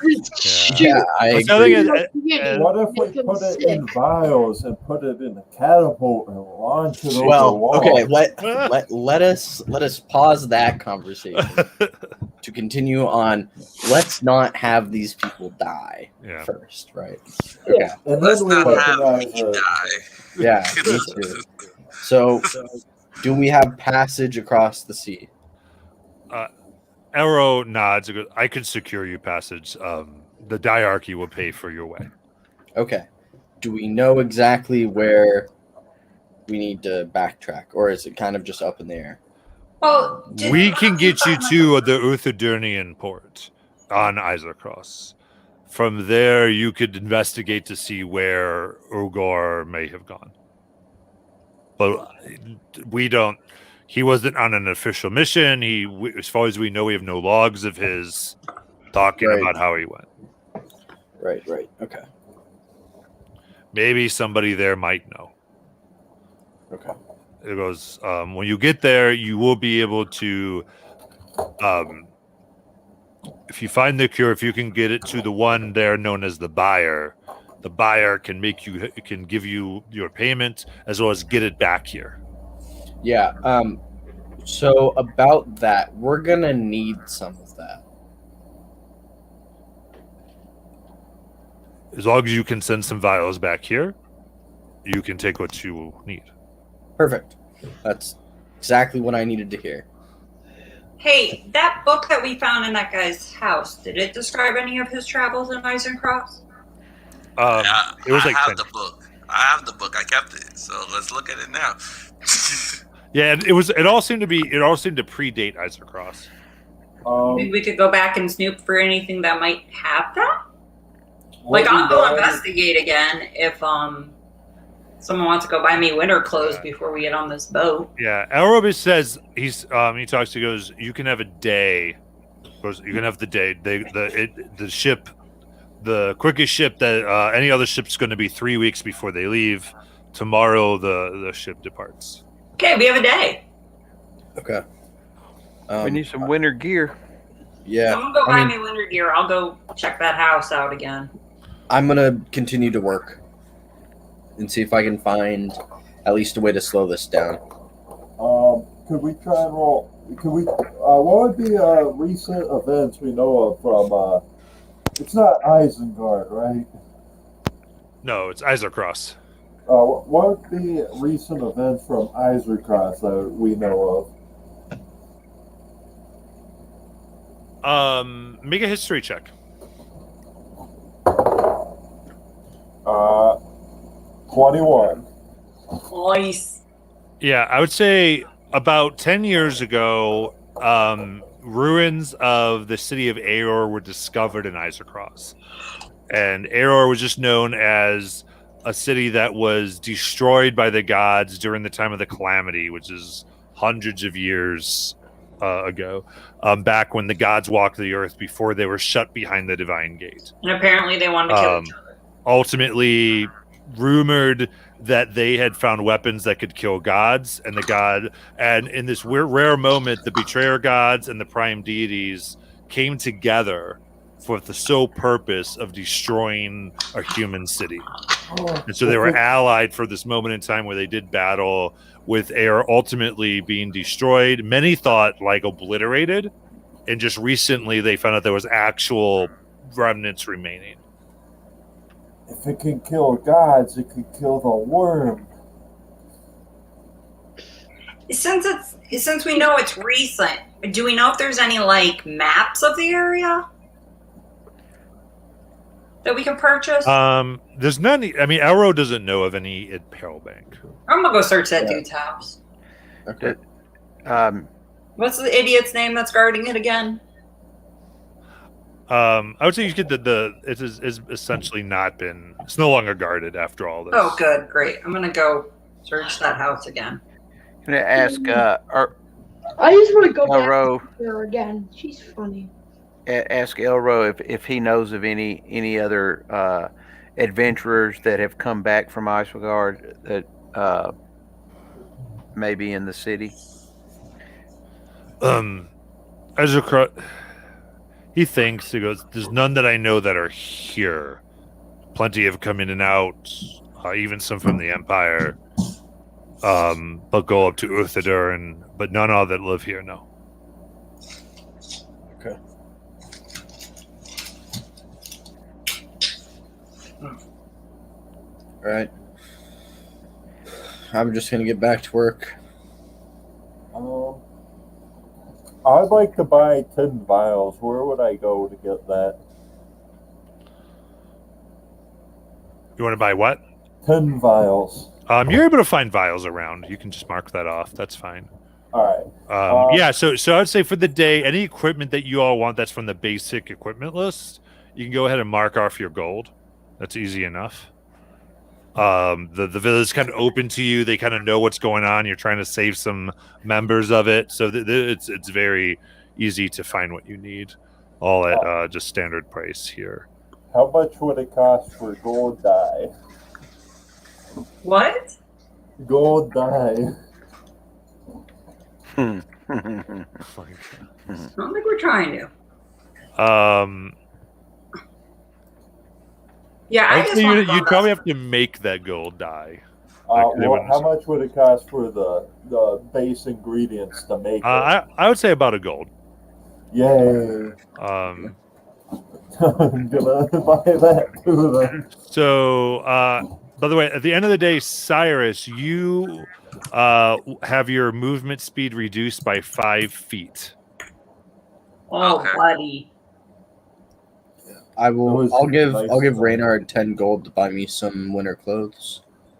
Yeah, how much does winter clothes cost? 10 gold. It says 10 gold. Yeah.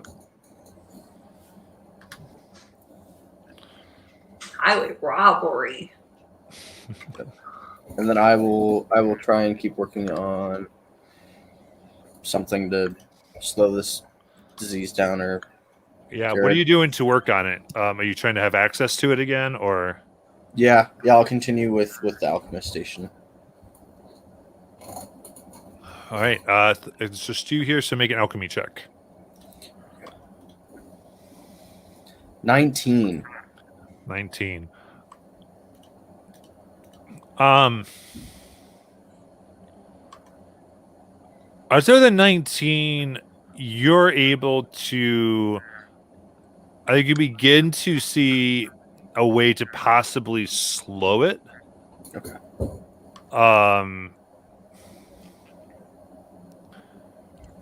So what I'll say is you think you can make it so that it could potentially take longer to make it through somebody's system.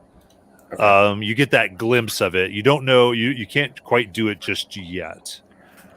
I would say that it would take probably take you a week or so, probably about 2 weeks of work in order to make this. Okay. But you see positive signs. Okay. So I'd say so basically, whether it's on the ship or whatever you want to do, for every week where you can just work on this, you can make a check, and we can see if you get that as a week of progress or not. Okay. Yeah, it'll definitely be on the ship. Okay. Do I need to roll investigation on searching this dude's house again? Yeah, go ahead.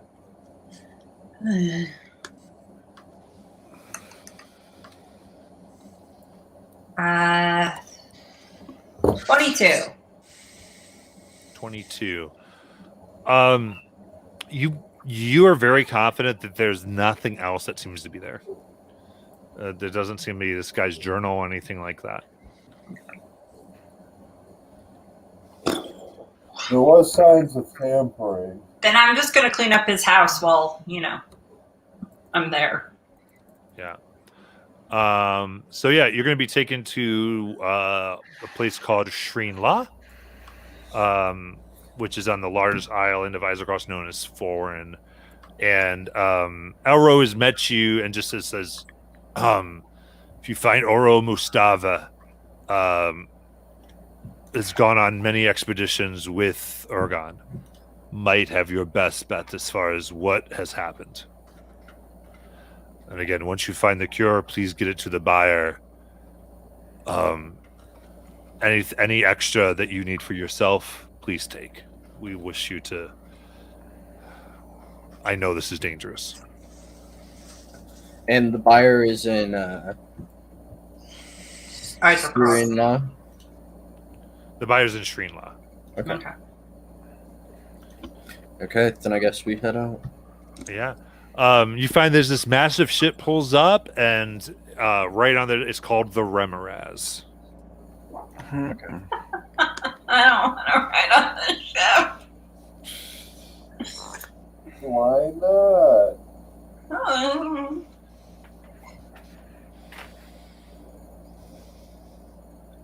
Let's do this.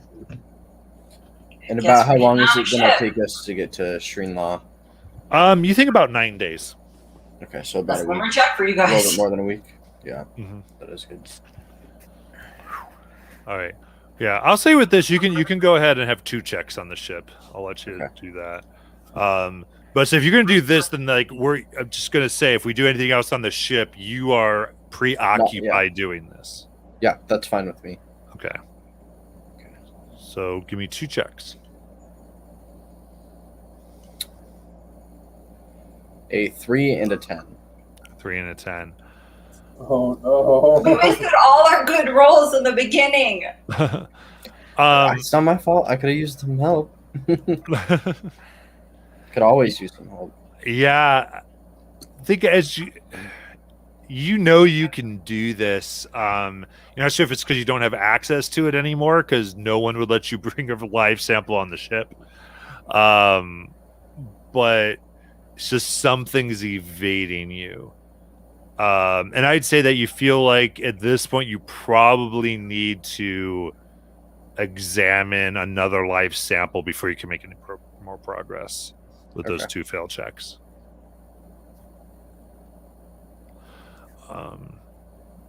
But yeah, you guys set off on the ship, and the captain greets you was, and it's a Goliath, a big large man, actually all bluish skin, as though there's something else mixed in there, and he's commanding colorful crew. They all they're scarred.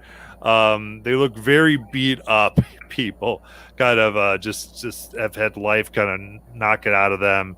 They go, right, don't feel like you need to sit around and do nothing, and says, let's hope we make it. And he gives a little bit of a smile, and the ship kind of pulls out and begins its way to Isercross.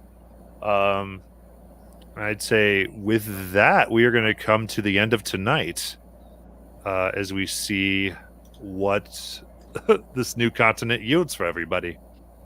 Hopefully a cure. If not, we have fake cures, about 10 of them. I'm totally going to craft him a walking stick just to mock him. A wheelchair. Make him a wheelchair. All right. So I'm going to talk to everybody a little bit, but all of you watching, thank you for watching, and you can follow us, and we will see you. If you want to see more D&D, we'll be live tomorrow with a different group. So see everybody. Bye. Thank you. Bye. And the broadcast.